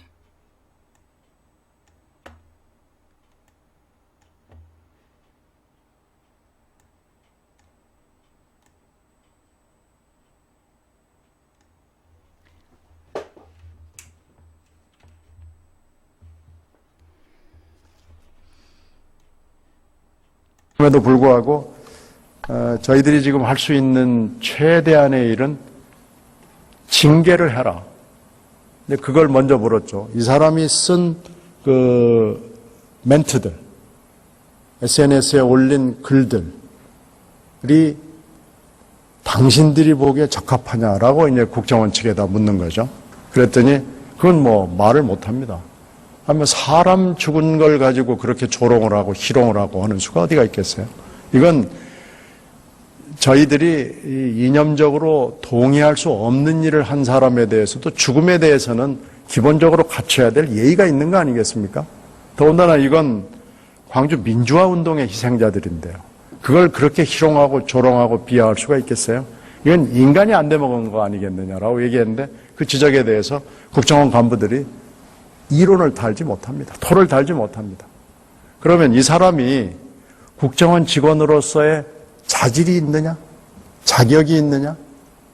이 사람이 국정원 직원을 계속하는 것이 맞느냐? 라고 물었을 때 말을 하지를 못합니다. 아무리 이 사람 편에 서서 변명을 해주고 뭔가 좀 방어를 해주고 싶어도 방어할 말이 한마디도 생각나지 않는 겁니다. 그래서 다 동의합니다. 이 사람은 자질도 없고 자격도 없고 문제가 많은 사람이다. 더군다나 국정원에 전혀 도움이 안 되는 인물이다라는 것에 대해서 이론이 없습니다. 자, 그러면 징계해라.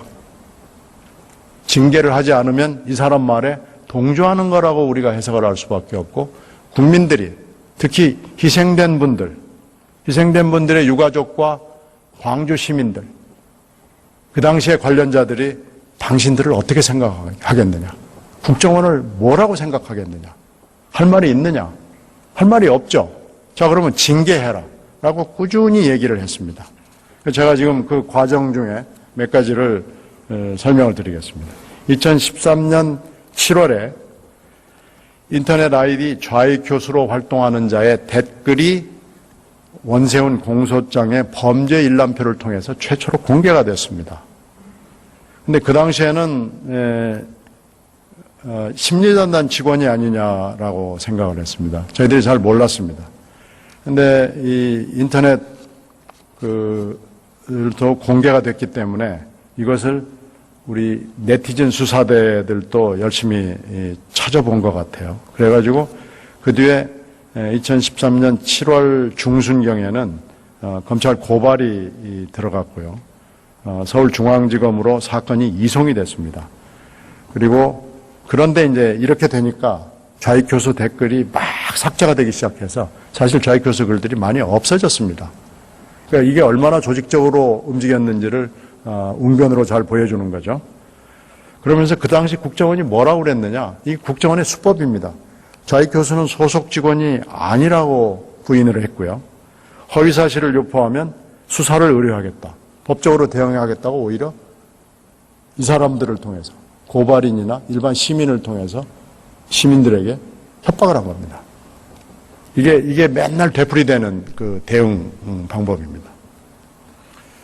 근데 9월에 어떻게 됐느냐? 검찰이 그 당시만 해도 검찰이 열심히 한 거죠. 좌익 교수는 심리전단 직원은 아니지만 국정원 직원인 것은 맞다고 얘기를 했습니다. 그러니까 어디라고는 얘기를 안 했지만 심리전단이 아니라고 그러니까 이제 더 궁금증이 더해지는 거죠.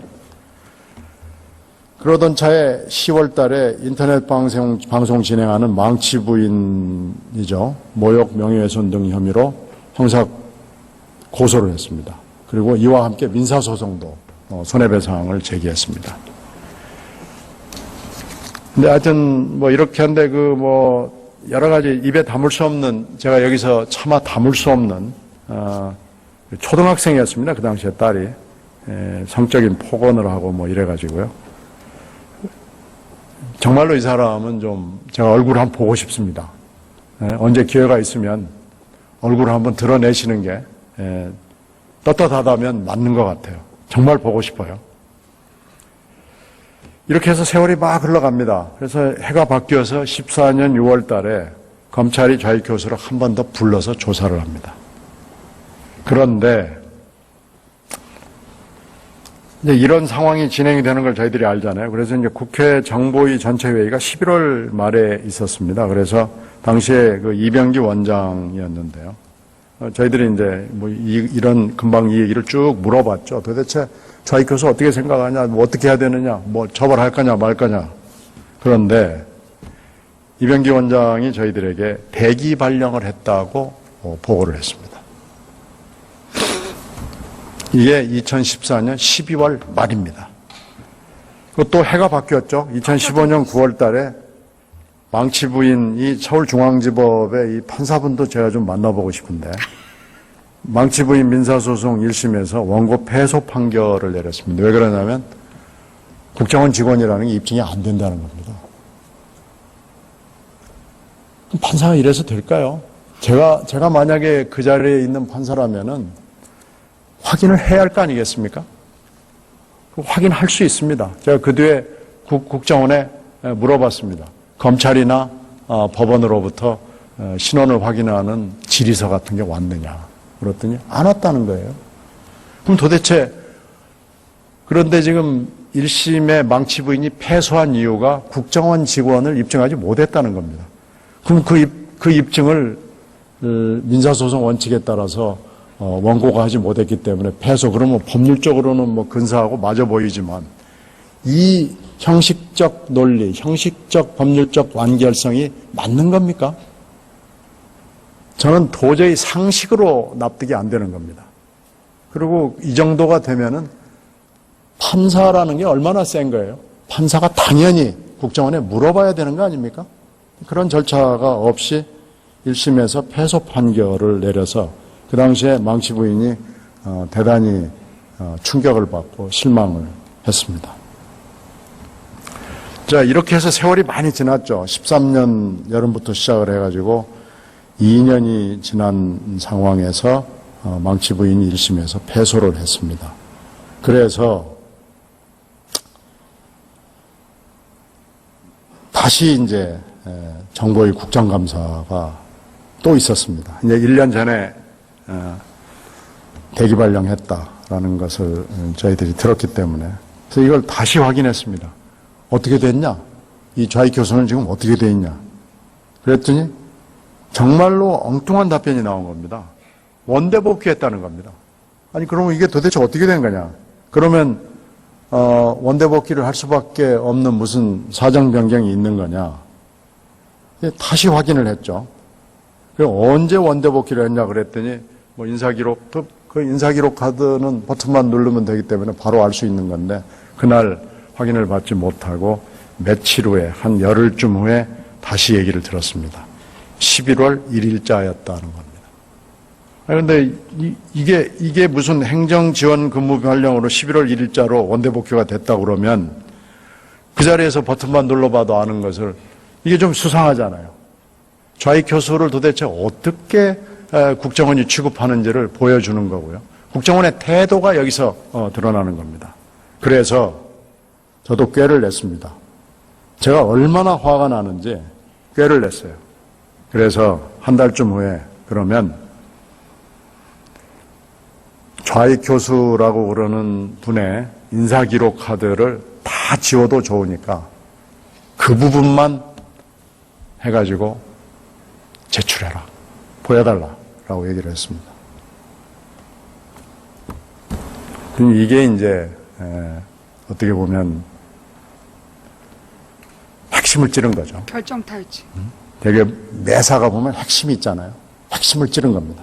그래가지고 어떻게 됐느냐. 제가 이걸 11월 19일 날 질문을 했는데 바로 다음 날 11월 20일, 작년 11월 20일 좌익 교수를 진짜로 대기 발령을 했습니다. 정말로 대기 발령했습니다. 이거 이제 징계 절차에 들어가는 첫 번째 절차입니다. 그러니까 2015년 11월 20일에 처음에 문제가 된 때로부터 2년 석 달 만에 좌익 교수가 원 대기 발령이라는, 국정원 대기 발령이라는 첫 조치를 받은 겁니다. 국정원이 이런 데입니다. 좌익 교수 하나도 모든 사람이, 대한민국에 생각이 있는 모든 사람들이, 물론 생각이 없는 분이 있을 수는 있는지 모르겠습니다만은, 대한민국에 지각이 있고 상식이 있고. 이번 자세는 활자세입니다. 잘 보. 정말 감사합니다. 예, 이 덕분에 그러니까 작년이죠. 예, 작년 9월 달에 망치 부인 패소, 예, 그 망치 부인 패소라는 이름으로 그 네이버 1등 했잖아, 그게. 검색어 1등 했던가? 네이버 메인에서 안 떨어지면서 망치 부인 패소라고 소문 다 냈잖아. 그래가지고 그때 사실 손님이 많이 늘었어. 망치 부인 누구냐? 네이버 메인 했더니까 망치 부인 누군데 패소했다고 이게 뉴스가 나오냐 이렇게 많이 들어왔어요. 좌우지간 그랬던 그 망치 부인 패소 사건의 실체, 국정원 직원 좌익 교수가 국정원 직원이란 증거가 없다라고 패소했다라고. 아유, 이거 전 세계에서 다 본 거 아니야. 나 이제 국제적 스타 됐어. 유튜브로 신경민 의원 그 필리버스터를 유튜브로 한 5만 명이 봤다며. 동시에 5만 명을 봤으면 세계적으로 100만 명 넘게 봤다는 얘기예요. 그런데다가 이거는 이 생방송의 영향력은 그걸 본 사람이 적어도 100명에게 영향을 미치는 거야. 그래서 이게 이 세계적으로 유명한 사건이 된 거죠. 왜 한국의 야당 의원들이 필리버스터를 하면서 이 국정원 중심의 테러방지법에 반대하는지 너무나 구체적으로 잘 밝혀준 거야. 그죠? 대단히 감사를 드리면서. 근데 어제 이 신경민 의원님이 이 얘기를 하기 전에, 그러니까 솔직히 얘기해서 신경민 의원님이 원래 이렇게 말을 자연스럽게 하시는 분이에요? 원래 앵커들이, 사실은 이 앵커들이요, 주로 올라가는 그걸 뭐라 그러니? 프롬프터에 자막, 글이 다 올라가. 그럼 그냥 그 자막을 읽는 거예요. 그래서 자막을 정확히 읽는 훈련, 눈 안 흔들리고 자막을 정확히 읽는 훈련만 돼 있는 사람들이 많단 말이야. 근데 이 신경민 의원은 기자 출신이라서 그런지, 신경민 의원이 원래 MBC 뉴스데스크의 그 앵커였잖아요. 근데 잘렸어. 왜 잘렸냐? 이 클로징 멘트라는 걸 통해서 이명박을 계속 비판한 거야. 2008년, 9년 이명박에 대해서 계속 마지막에 한마디씩 하면서 클로징 멘트로 비판을 해가지고 잘렸어. 2010년 봄에. 그래가지고 내가 신경민 의원을 국회의원 시켜야 된다고 막 주장을 했었는데, 그때 그 장상이라는 할머니가 자기가 국회의원 할 거라고 막 그러는 바람에 은평의 재보선 때 그때 이 신경민 의원이 못 나가요. 그러고 난 다음에 2012년에 이제 국회의원이 된 거지. 국회의원이 되고, 그리고 난 다음에 이제 이 신경민 의원이 그 정보위가 됐는데, 정보위 간사가 된 다음에 우리 신랑의 강연을 들었대. 신경민 의원이 우리한테 관심을 갖게 된 건, 이제 이 자기가 앵커지만 국회의원 하는 실무에 대해서, 그러니까 국정의 예산이라든가 결산이라든가 이런 걸 보기 위해서 그 강의가 필요하다라고 생각을 했다는 거예요. 근데 이제 우리 신랑이 그 전국의 지방의원들한테 예결산을 감시하는 법을 강의하고 다녔거든. 그래갖고 신경민 의원 지역구에 국회의원, 구의원, 시의원들을 모아놓고 신경민 의원 우리 신랑 부른 거야. 그래가지고 이제 거기서 강연을 한 거예요, 우리 신랑이. 강의를 한 거지. 그러니까 이제 어떻게 예결산을 감시해야 되나. 그래서 예결산 용어는 어떻게 되나. 그게 짜여지고 불용이라든가 이런 전문 용어들의 의미가 뭔지를 설명하면서 어느 부분을 핵심적으로 감시해야 되는지를 강의를 하면서 이걸 신경민 의원이 그걸 다 들었다는 거예요. 보통 국회의원 와서 인사하고 그냥 나가는데 처음부터 끝까지 다 보더라는 거야. 다 듣더라는 거야. 우리 신랑 듣고 그걸 강의한 다음에 와가지고 신경민 의원이 참 겸손한 사람이다. 자기보다 나이가 한참 어린 그것도 시의원이 하는 강의를 처음부터 끝까지 다 듣더라. 그러면서 나한테 와서 그 얘기를 했어요. 그게 벌써 몇 년 전이야. 그러니까 그 국회의원 되고 얼마 안 됐을 때 그때 그렇게 이제 강의를 들은 거야. 그리고 난 다음에 이제 우리 신랑을 몇 번을 이제 만나고 그런 다음에 이제 결정적으로 내가 패소됐다는 그 사건. 내가 패소됐다는 뉴스가 작년 9월에 떴잖아. 작년 9월에 내가 패소했다는, 그러니까 이제 이 김용석이 누구냐? 그러니까 비서들한테 물어봤겠지. 그러니까 이제 비서들이 이 김용석이라는 사람은 망치부인 남편이다. 망치부인 누구냐? 방송한 사람이다. 이래가지고 이제 망치부인도 알게 된 거야, 신경민 의원이. 그래서 이제 망치부인 부부에 대해서 관심이 있는 차에 뉴스 네이버 메인에 뜬 거야. 내가 패소했다고. 그러니까 이제 이 양반이 2달을 들복 가가지고 2달 동안 국정원장을 들복 가가지고 결국 좌익 교수를 기소시킨 거 아니야. 얘기는 이제 그렇게 된 거였죠. 예. 하여튼 그래서 우리 신경민 의원이 감사한데 사실은 어떻게 보면 이 내용이 그렇게 눈에 안 띌 수도 있었어. 이게 막 네이버에 좌익